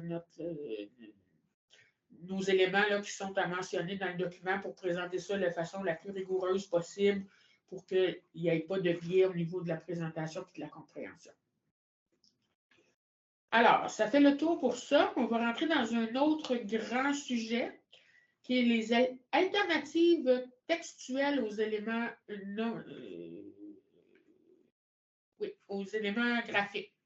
Aux éléments non textuels. Non textuels, c'est ça. Donc, ce qu'on entend par là, c'est que tout ce qui n'est pas du texte continu dans un document va être, par une revue d'écran, va être ignoré. Dans le fond, il va y avoir une mention qu'il y a une image, il y a un graphique, mais c'est tout. On n'est pas encore à l'ère de l'intelligence artificielle où on le souhaite un jour, où notre logiciel va interpréter ce qui est à l'écran et va nous décrire ça d'une façon pertinente. On est encore à une revue d'écran qui utilise le paramétrage de documents pour nous rendre l'information. Donc, si c'est un graphique, et qu'on ne met pas d'éléments alternatifs dans l'image ou dans le graphique ou dans quoi que ce soit, ben on va avoir la mention que c'est un graphique et c'est tout. On ne saura pas la teneur. Est-ce que c'est un logo? Est-ce que c'est une photo? De quoi il en retourne? Aucune idée et on va se ramasser dans la poursuite du texte qui suit. Les gens qui sont fonctionnellement voyants, ben c'est sûr que les images, on dit souvent qu'une image vaut 1000 mots. Quand on parle de déficience visuelle ou de limitation visuelle, c'est souvent 1000 mots que ça prend pour décrire une image. Donc, ce n'est pas facile de décoder une image, d'en comprendre la teneur. Souvent, on va avoir des problèmes de contraste dans une image. Les gens qui sont en fort grossissement vont voir qu'une portion de l'image, donc on est encore plus dans le concept de casse-tête, là, c'est-à-dire on voit petit morceau par petit morceau pour construire l'image. Souvent, ça va être un frein qu'on va dire carrément, je passe par-dessus, je ne m'attarde pas à ça, ça va être trop long ou c'est trop exigeant pour l'investissement ne vaut pas la chandelle. Donc, ce qu'on suggère pour ces images-là, c'est de leur ajouter un texte de remplacement, ce qu'on appelle, pour que quand la revue d'écran va passer dessus, il va y avoir quelque chose qui va être dit comme description de l'image en question.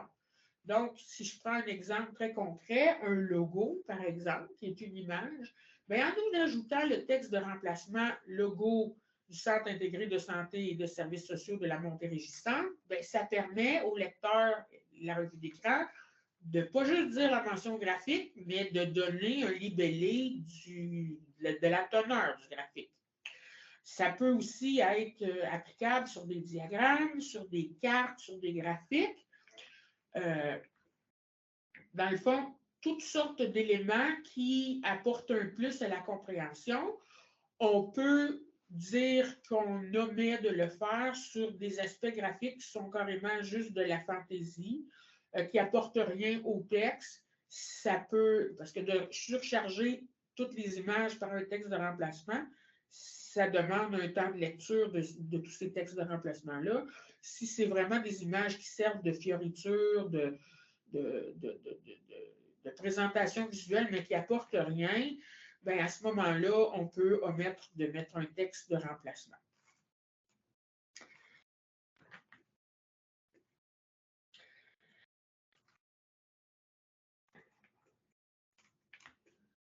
Ensuite, il ne faut pas confondre une légende d'une image avec un texte, une description qu'on va mettre en texte de remplacement.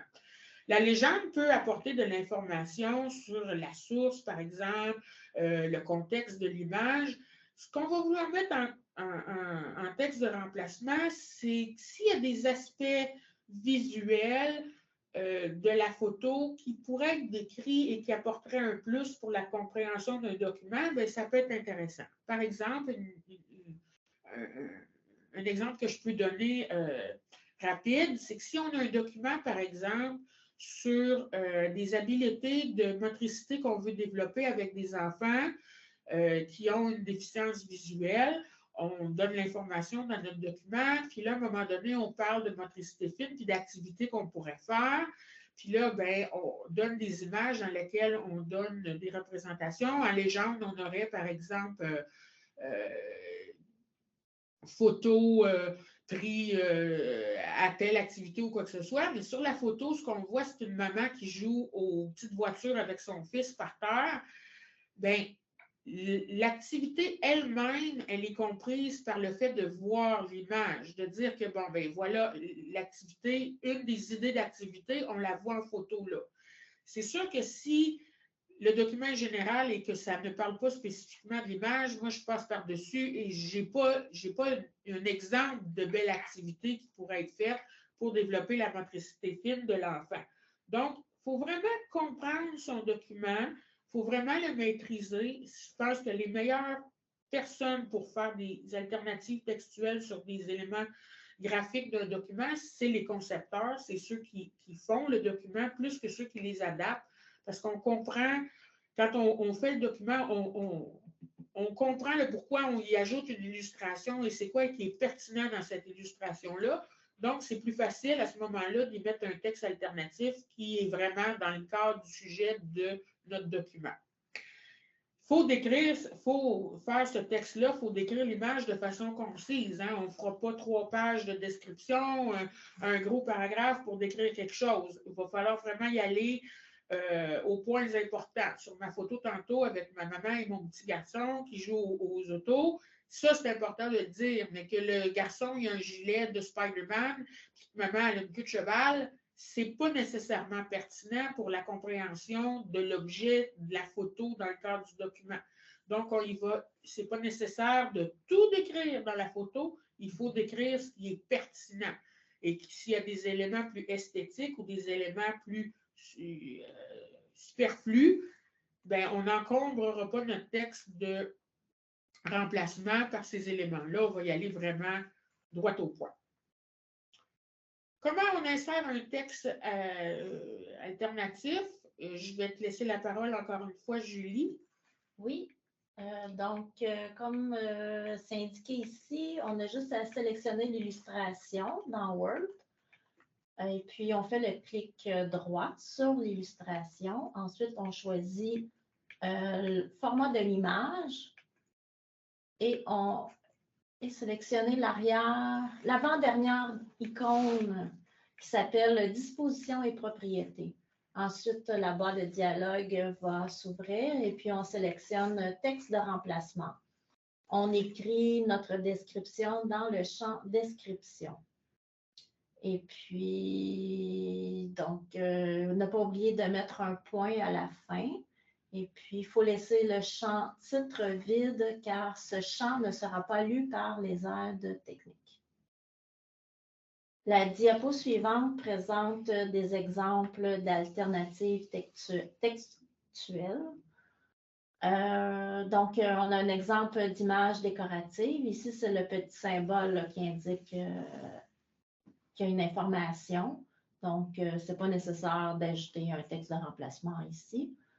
Et puis, on a l'exemple d'une image informative qui est le logo, dans notre exemple, c'est le logo du Cégep du Vieux-Montréal. Donc, on peut appliquer la façon de faire expliquée dans la diapositive précédente. Nous, ici, à l'AIMS, on met entre crochets logo du Cégep du Vieux-Montréal. La diapo suivante, c'est un exemple aussi pour un graphique à bande. Donc, ça ici, évidemment, ça ne sera pas lu par la revue d'écran. On pourrait adapter notre graphique à bande par un simple tableau. Donc, ici, j'ai juste repris les données qu'on voyait dans le graphique. J'ai fait un tableau en 3 colonnes avec les titres de 65 ans à 74 ans et puis 75 ans et plus. Et puis, j'ai mis dans la colonne de gauche les années. Donc, ça fait un petit tableau simple et facile à consulter. Voilà. À toi, Jenny. C'est bon. Parlant de tableau, on rentre dans ce sujet pointu de l'accessibilité des tableaux dans un document. C'est souvent là que le bas blesse parce que pour faire des documents accessibles, la façon de présenter, de concevoir, de mettre en forme des tableaux, c'est très, très important et c'est souvent là que l'accessibilité devient déficiente parce que beaucoup, beaucoup de principes ne sont pas respectés. Donc, on va y aller tranquillement, petit point par petit point. Premier point important, c'est qu'il faut utiliser la fonction tableau, de mettre des tableaux dans un document de façon judicieuse.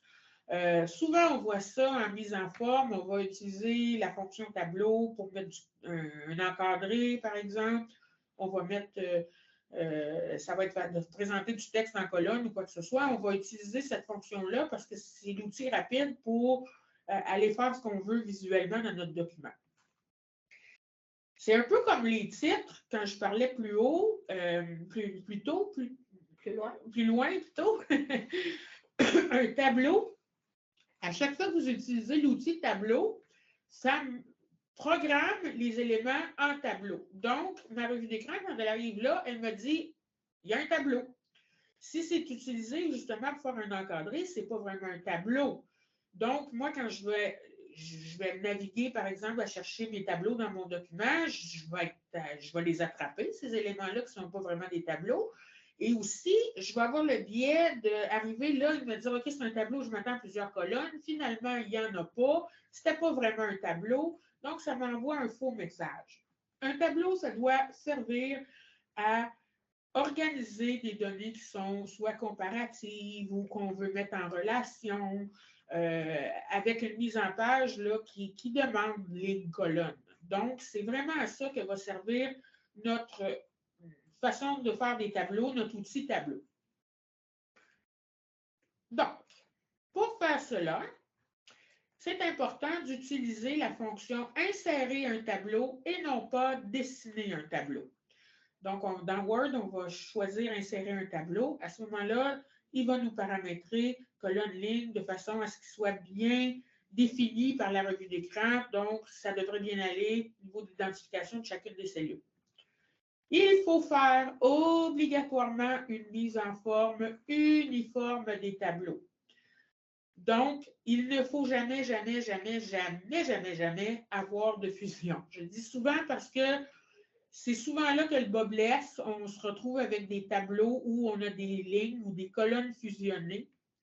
Pour que ça soit accessible, un document avec la revue d'écran, il faut que chaque ligne ait sa colonne et que ça ne soit pas là, mixé ensemble pour faire, par exemple, le titre qui chapeaute le reste du tableau ou pour regrouper des données avec un grand titre, par exemple, qui regrouperait, on met, par exemple, les mois de janvier à décembre, puis là, on regroupe ça sous un titre 2022 et on continue à côté pour 2023. Bien, ces grands titres-là, 2022-2023, chapeautent plusieurs colonnes. C'est vraiment un défaut vraiment, vraiment majeur à l'accessibilité parce qu'il vient à un moment donné où on ne sait plus quelle ligne va avec quelle colonne. Quand je parcours un document avec une synthèse vocale ou sur un afficheur braille, je ne vois qu'une cellule à la fois. J'ai une indication qui me dit dans quelle ligne, quelle colonne je suis, si le tableau est bien paramétré, mais je vais voir l'information d'une cellule à la fois. Même chose, quelqu'un qui fonctionne en grossissement, c'est fort probable qu'elle voit une cellule à la fois aussi et qu'elle balaye sa lecture pour aller chercher la colonne de gauche, de droite ou la ligne en dessous ou au-dessus. Donc, si on fusionne, on vient créer un biais dans qui appartient à qui et comment je m'oriente dans ce tableau-là. Donc, souvent, on va penser notre tableau Si on a des fusions à faire ou des grands titres comme ça, on va les sortir des tableaux. On est mieux de faire plusieurs petits tableaux qui n'ont pas de fusion comme ça, ou on va répéter des lignes d'entête avec des éléments qui sont différenciés on aurait pu faire tous nos mois sans mettre nos 2022, 2023 au-dessus, mais de le mettre à la fin de chaque mois. Janvier 2022, février 2022, à ce moment-là, c'est très clair, puis on élimine notre fusion. L'idéal dans ce cas-ci, ça aurait été vraiment de faire 2 tableaux, faire un titre 2022, présenter le tableau, faire un titre 2023, présenter le tableau. À ce moment-là, on élimine l'importance de chapeauter et de faire une fusion. C'est important de donner un titre aux lignes et aux colonnes parce que quand je me promène, un peu comme on l'a vu dans la présentation vidéo plus tôt, quand je me promène dans le document, j'ai toujours une rétroaction de ce que j'ai en en-tête de colonne, par exemple. Un tableau de chiffres, à un moment donné, on peut perdre le fil de dans quelle colonne on est. Si on reprend mon exemple de mois de l'année, s'il y a des chiffres en dessous de ça, est-ce que je suis en juillet, en août, à un moment donné, je perds le fil. En identifiant nos lignes et colonnes, quand je vais me déplacer, je vais toujours avoir une introduction qui me dit dans quelle colonne je suis. Ça aide énormément la compréhension du tableau. Ne jamais imbriquer de tableaux l'un dans l'autre. Donc, on fait un tableau très simple et comme les lignes fusionnées, on n'imbrique rien dans notre tableau, ni photo, ni autre tableau. Éviter de couper les lignes aussi. On essaye de garder ça de façon uniforme en paramétrant notre tableau et nos cellules de tableau pour permettre que ça soit continu. Identifier les cases vides, c'est important. Si on a un tableau où il arrive des cases vides, celle d'en haut, qui est souvent la jonction entre la ligne et la colonne, c'est un moindre mal. Souvent, elle est vide parce qu'elle n'a pas d'entête et qu'on n'a pas commencé les éléments en ligne encore. Celle-là, ce n'est pas nécessaire d'avoir un texte dans la cellule. Où ça devient important, c'est que si j'ai d'autres cellules vides dans mon tableau qui font vraiment référence à une absence de données, le fait de rien mettre et de laisser la case vide, ça peut amener un biais. On suggère plutôt d'utiliser quelque chose comme sans objet, non applicable, par exemple, pour au moins qu'il y ait un retour et visuel et sonore et sur l'afficheur de ce qui est présent dans la cellule pour ne pas avoir de biais que comment ça je ne vois rien, comment ça j'entends rien, comment ça je cherche tout est blanc dans ma cellule, y a-t-il quelque chose que j'ai manqué? Donc, en ayant cette information-là, que c'est sans objet, non applicable ou quoi que ce soit, bien, on permet de conforter la personne qui lit le tableau, dire OK, oui, c'est beau. Je sais qu'il n'y a rien, il n'y a pas de données dans cette colonne, dans cette cellule-là. Ne pas utiliser de lignes blanches non plus ou d'espace pour aérer le tableau. On va utiliser l'outil de formatage de cellules. C'est un peu comme encore les paragraphes et la mise en forme de nos paragraphes. On utilise des outils d'espacement plus que les retours, puis de provoquer des espacements manuellement. On essaie d'éviter ça le plus possible. Ça, j'en ai parlé. Ne pas inclure d'illustrations aussi, un peu comme les tableaux imbriqués. On ne met pas d'image dans les tableaux. On va privilégier de faire plusieurs plus petits tableaux qu'un immense gros tableau. Souvent, ça va être plus facile à consulter s'il n'y a pas trop de colonnes, pas trop de lignes et qu'il y en a plusieurs, que d'avoir un immense tableau qui nous permet, qui nous oblige, dans le fond, à faire des liens entre trop de colonnes, trop de lignes. Fait un peu comme l'exemple que je disais tantôt, c'est peut-être mieux de faire 2 tableaux. On va vous montrer des exemples là, dans les PowerPoint qui s'en viennent. On va privilégier aussi de faire un titre à ce tableau-là ou une description en légende pour expliquer le tableau, la teneur du tableau. C'est quoi ça veut montrer, ce tableau-là? C'est quoi s'il y a des corrélations à faire? Ça aide déjà à préparer le lecteur, là, si on met la légende avant le tableau, quoi que ce soit, ou si on va chercher l'information dans le titre, à dire, OK, c'est un tableau comparatif des données de telle année à telle année. C'est un tableau qui présente les statistiques entre les différents groupes d'âge. Déjà là, ça indique au lecteur dans quoi il s'embarque dans ce tableau-là, à quoi un peu s'attendre en termes de diversité d'informations dans les cellules et les lignes. On vous demande aussi de toujours respecter les cadres des cellules, le tour noir des cellules. Visuellement, ça va aider au lecteur aussi à délimiter sa lecture. Des fois, ça peut ne pas être clair, dire j'ai fini ma cellule, je suis rendue dans la cellule d'à côté, s'il n'y a plus de cadre, ça peut devenir problématique. Les cadres noirs, là, agissent vraiment là, comme le mur entre les cellules, donc ça aide à dire, OK, ma cellule est délimitée ici et là, ça, c'est l'information que j'ai dedans, la prochaine à côté appartient à l'autre. Donc, de toujours garder le cadrage pour délimiter chacune des cellules. Alors maintenant, je vais laisser la parole à Julie qui va vous expliquer comment insérer des titres aux colonnes et aux lignes de tableau. Et ensuite, elle va vous présenter différents exemples de tableaux qui sont ou qui ne sont pas accessibles en vous décrivant les façons de faire et les pourquoi qu'ils le deviennent et qu'ils ne l'étaient pas accessibles. Alors Julie, je te laisse la parole. Oui, donc, comment donner des titres aux lignes de colonnes, aux lignes et colonnes d'un tableau? Il faut utiliser la fonction répéter les lignes d'en-tête dans Word. Et puis, voici un exemple d'un tableau qui n'est pas accessible. Donc, c'est un peu ce que Jenny disait, il ne faut pas qu'il y ait de cellules fusionnées. Ici, quand on regarde le tableau, Montréal et Laval correspondent à une cellule fusionnée.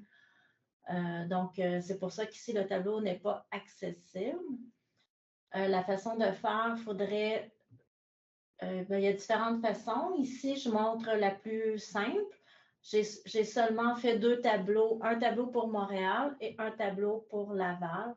Donc, on retrouve les mêmes données, les mêmes types de colonnes, donc nombre et pourcentage, accueil, écoute, référence, soutien, autant pour Montréal et Laval. Donc, ça fait deux petits tableaux simples. L'autre façon aussi, c'est de présenter le tableau sous forme de liste.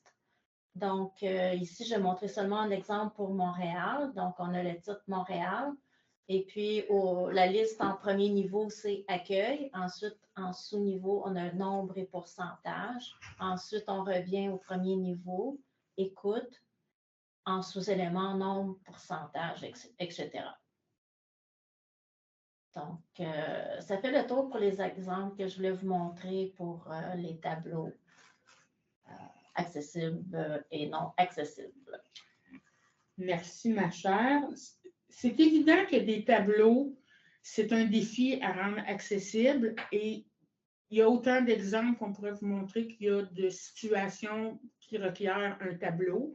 Les principes qu'on vous donne là vous aident à justement concevoir la présentation du tableau que vous allez faire, d'où l'importance de déjà au départ de penser à avoir des tableaux accessibles plutôt que d'être pris après avoir choisi, avoir fait des choix de présentation d'un tableau qui est obligé de tout défaire parce qu'il ne rencontre pas les standards d'accessibilité.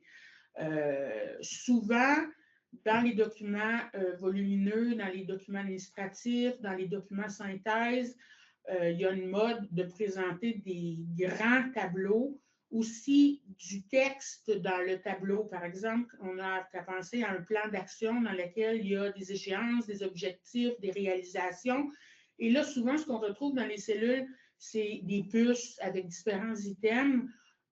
C'est des tableaux qui sont excessivement difficiles à consulter, à naviguer, à comprendre avec les aides adaptées, qu'on soit en grossissement ou qu'on soit en synthèse braille, parce qu'il y a énormément de textes dans des cellules, donc dans des endroits très circonscrits dans le document.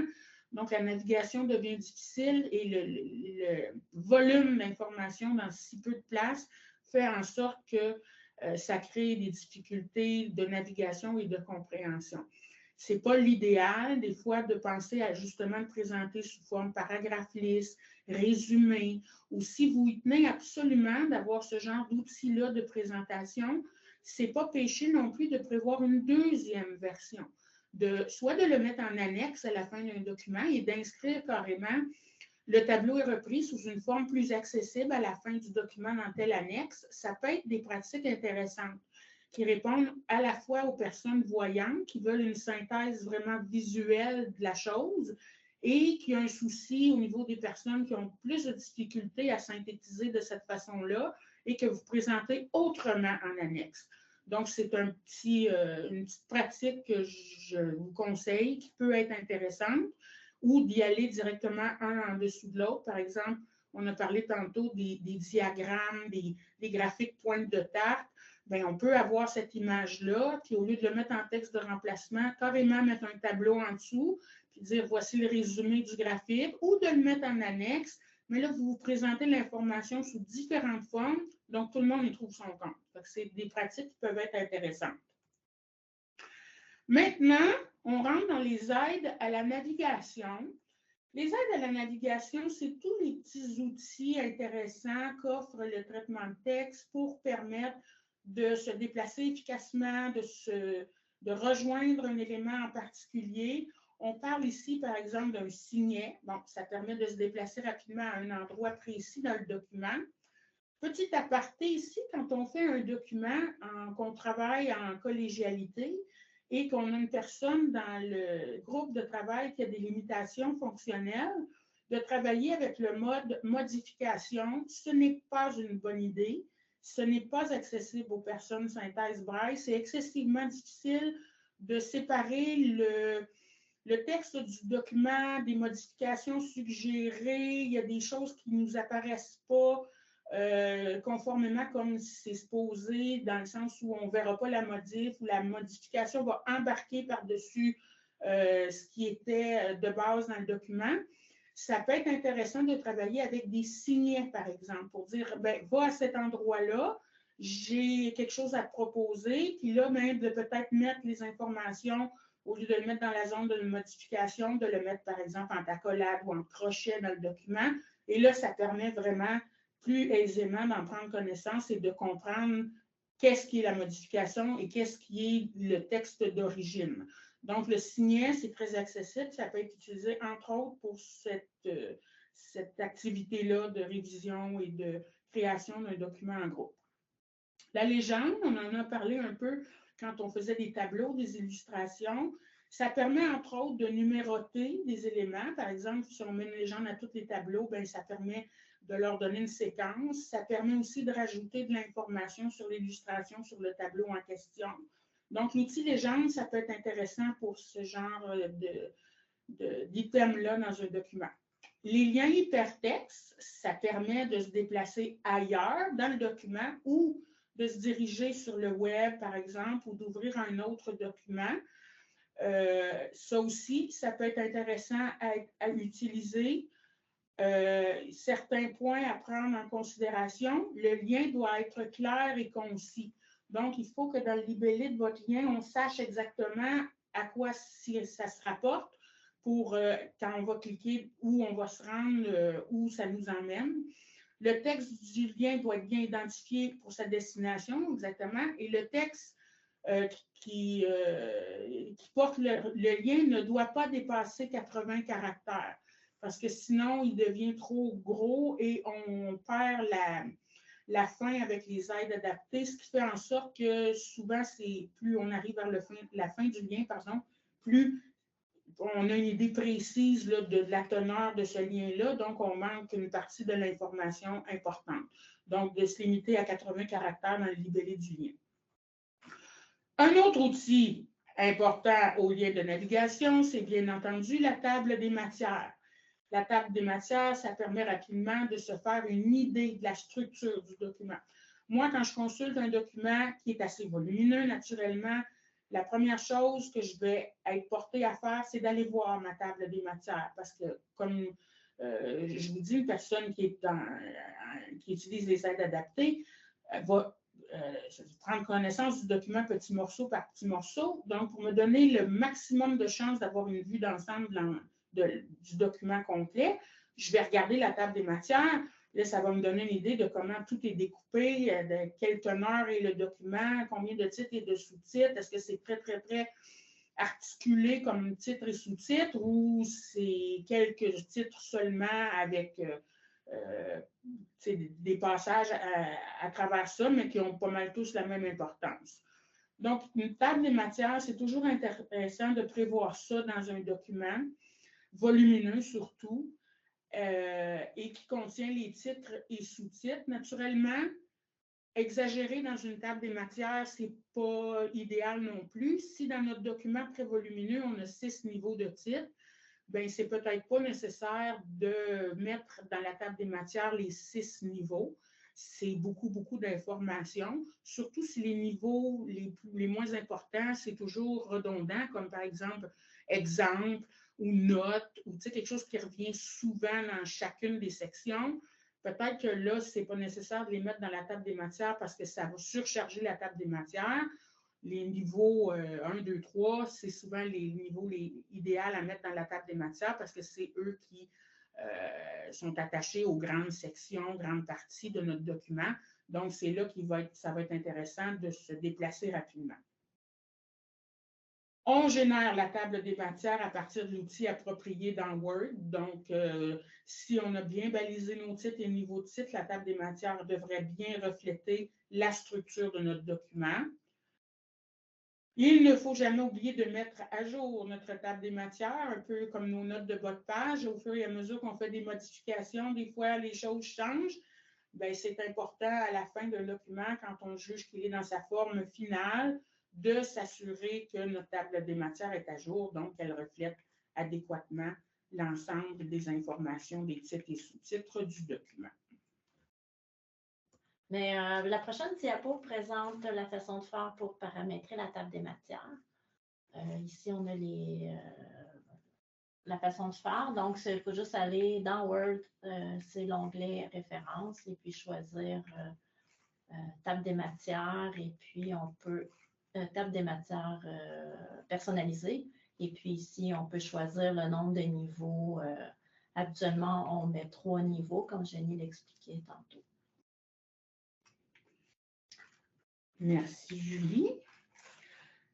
À toi, Jenny. Bien sûr. Dernier petit point qui est très actuel comme sujet pour lequel on souhaitait vous entretenir avant de terminer cette formation-là, qui est un petit peu en dehors de la réalisation de documents dans des versions accessibles, mais qui rejoint le tout, c'est les défis associés à la rédaction épicène. Qu'est-ce qu'on entend par rédaction épicène? C'est ce qu'on appelle aussi communément la rédaction inclusive, donc qui va permettre d'avoir des libellés et des phrasés qui sont non genrés. La rédaction épicène est devenue un incontournable dans les dernières années. L'Office québécois de la langue française l'a décrit ainsi. Julie, est-ce que je peux te demander de me lire cette jolie phrase? Bien sûr. La rédaction épicène est une pratique d'écriture qui vise à assurer un équilibre dans la représentation des hommes et des femmes dans les textes.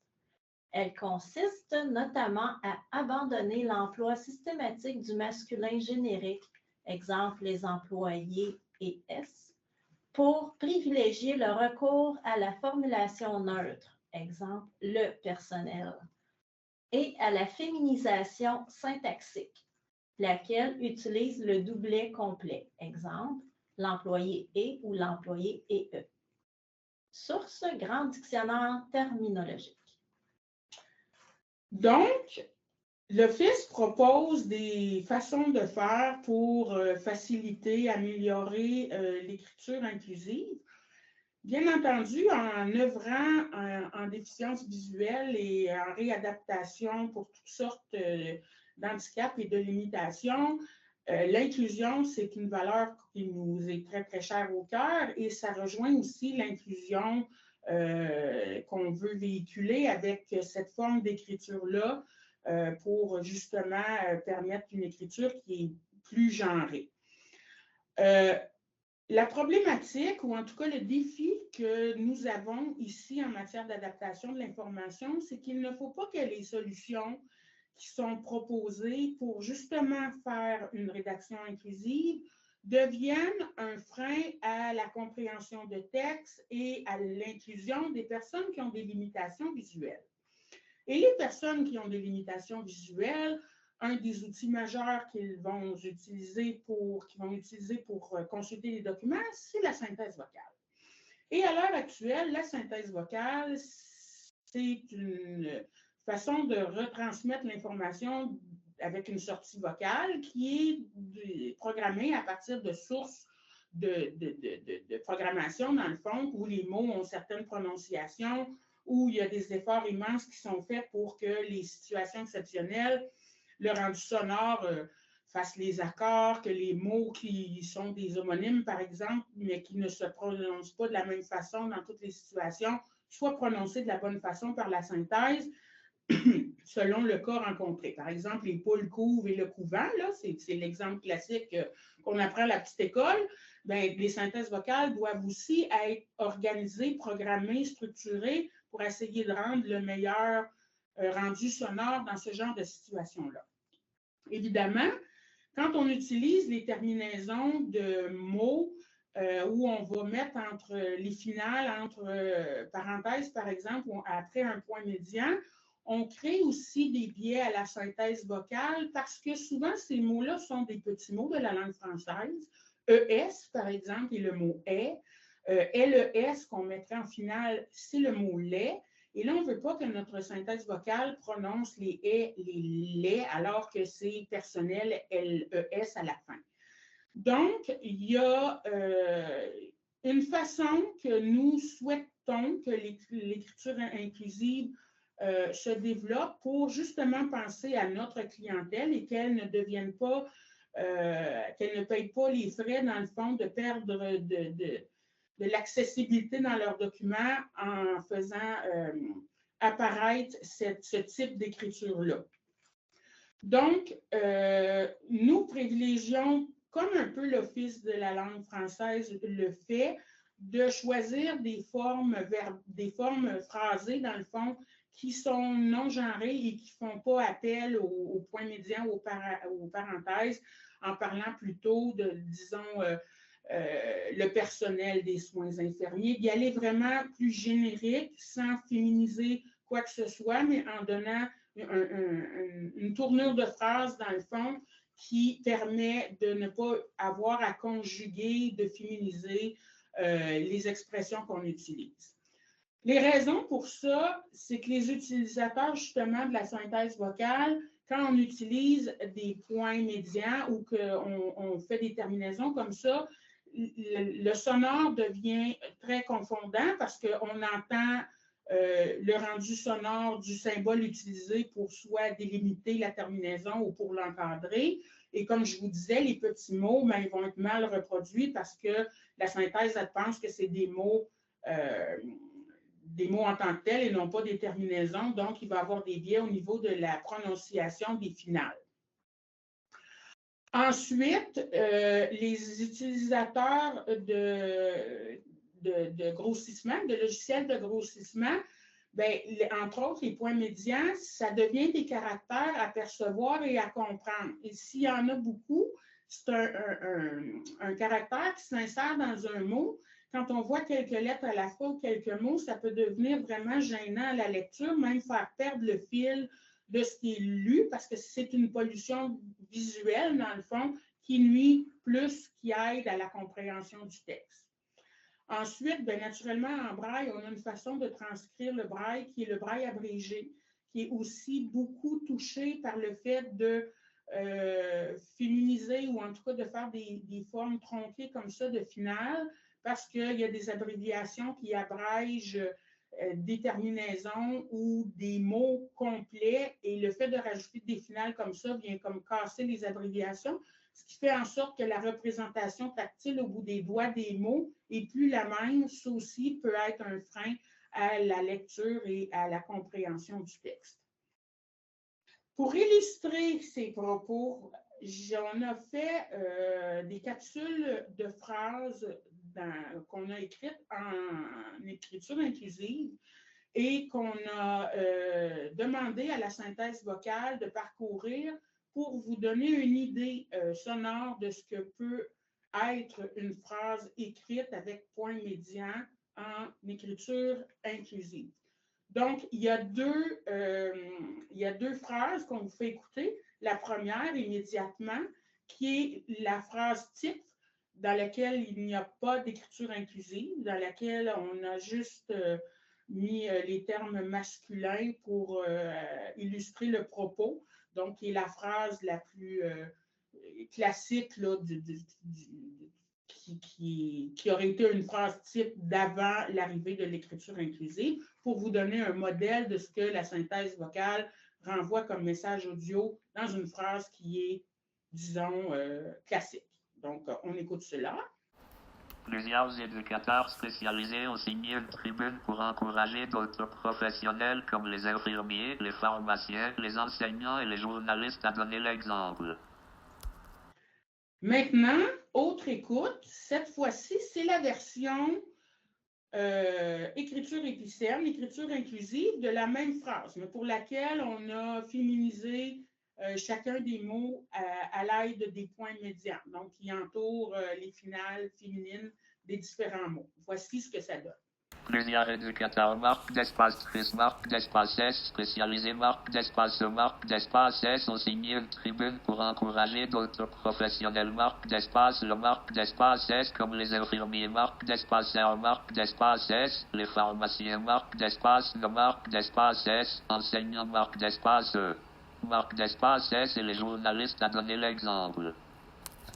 Voilà. Alors, on comprend bien que ça devient rapidement incompréhensible parce qu'on est continuellement accroché par la valeur du point médian qui est nommée par la synthèse vocale et que toutes les finales, ou en tout cas les lettres seules ou les combinaisons de lettres qui font les finales féminines sont mal lues parce que mal comprises, mal programmées par la synthèse vocale.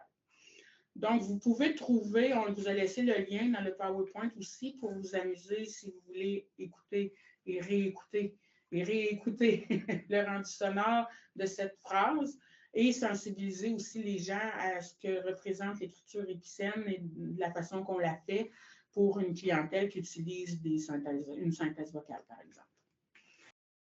Alors, c'est sûr que nous, quand on nous demande notre avis sur cette utilisation et sur la rédaction épicène, bien sûr, on est totalement en accord avec le fait qu'on développe et qu'on insiste sur l'importance d'écrire dans une forme qui inclut tout le monde dans notre société. Ce qu'on souhaite, par exemple, c'est de sensibiliser les gens à justement utiliser la meilleure façon de faire pour que notre clientèle à nous, bien, ça reste clair, le message, ça reste compréhensible et que l'accessibilité des personnes avec des limitations visuelles, des limitations de lecture, même les gens là, qui sont dyslexiques ou qui ont des problèmes cognitifs, ça peut devenir autant visuellement que des gens qui vont utiliser une synthèse incompréhensible aussi parce qu'on ajoute un facteur de compréhension en altérant la fin des mots comme ça avec des symboles d'insertion, des symboles de séparation. Mais pour des gens qui ont des limitations tant cognitives que des problèmes de dyslexie, par exemple, on augmente le degré de difficulté de compréhension d'un texte. Donc, on souhaite que certaines mesures soient prises pour justement atténuer ça, dont essayer d'écrire avec le moins de formes tronquées comme ça et de faire des structures de phrases qui peuvent demander un exercice mental à rédiger, mais qui, au final, risquent d'être beaucoup plus faciles à comprendre pour toutes ces clientèles. Donc, en terminant la formation, la dernière PowerPoint, en tout cas les dernières PowerPoint, c'est un résumé des grands points que nous souhaitons remettre à votre attention, qu'on a vu dans cette formation, sur les points importants à ne jamais faire ou des points à vérifier quand vous faites des documents accessibles.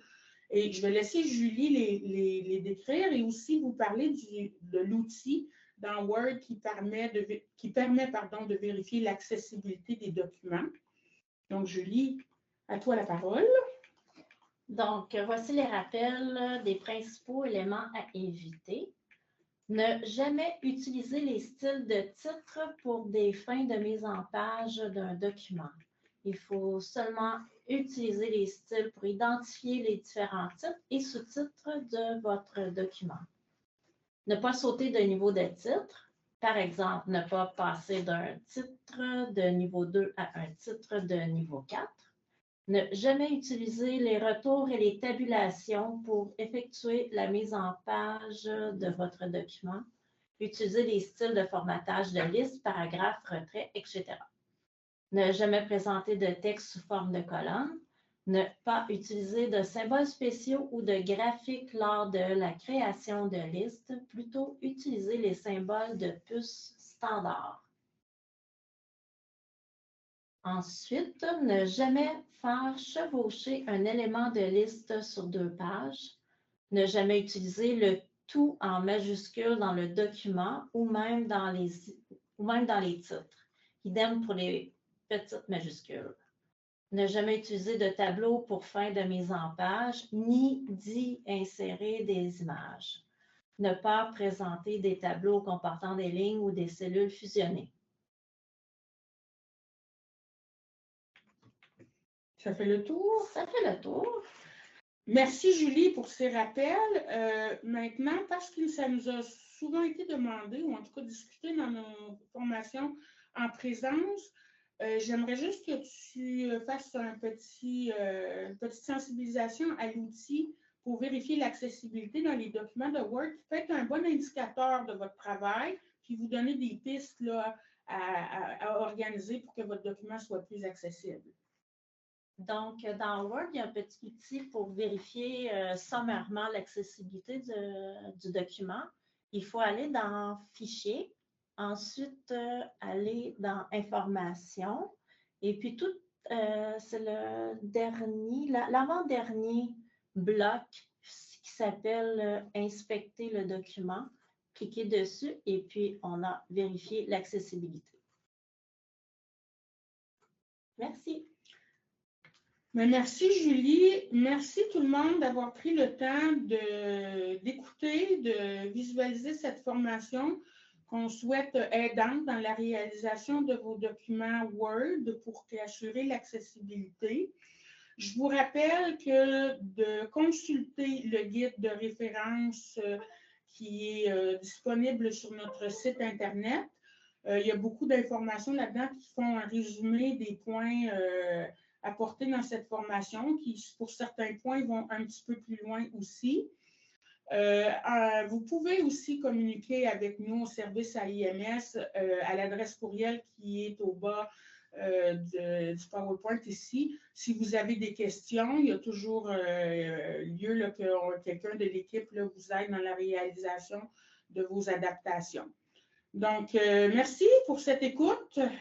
J'espère que tout ça va être utile et que on a tous à gagner là, que l'ensemble des documents deviennent de plus en plus accessibles à toutes nos clientèles et pour le bien commun de tous.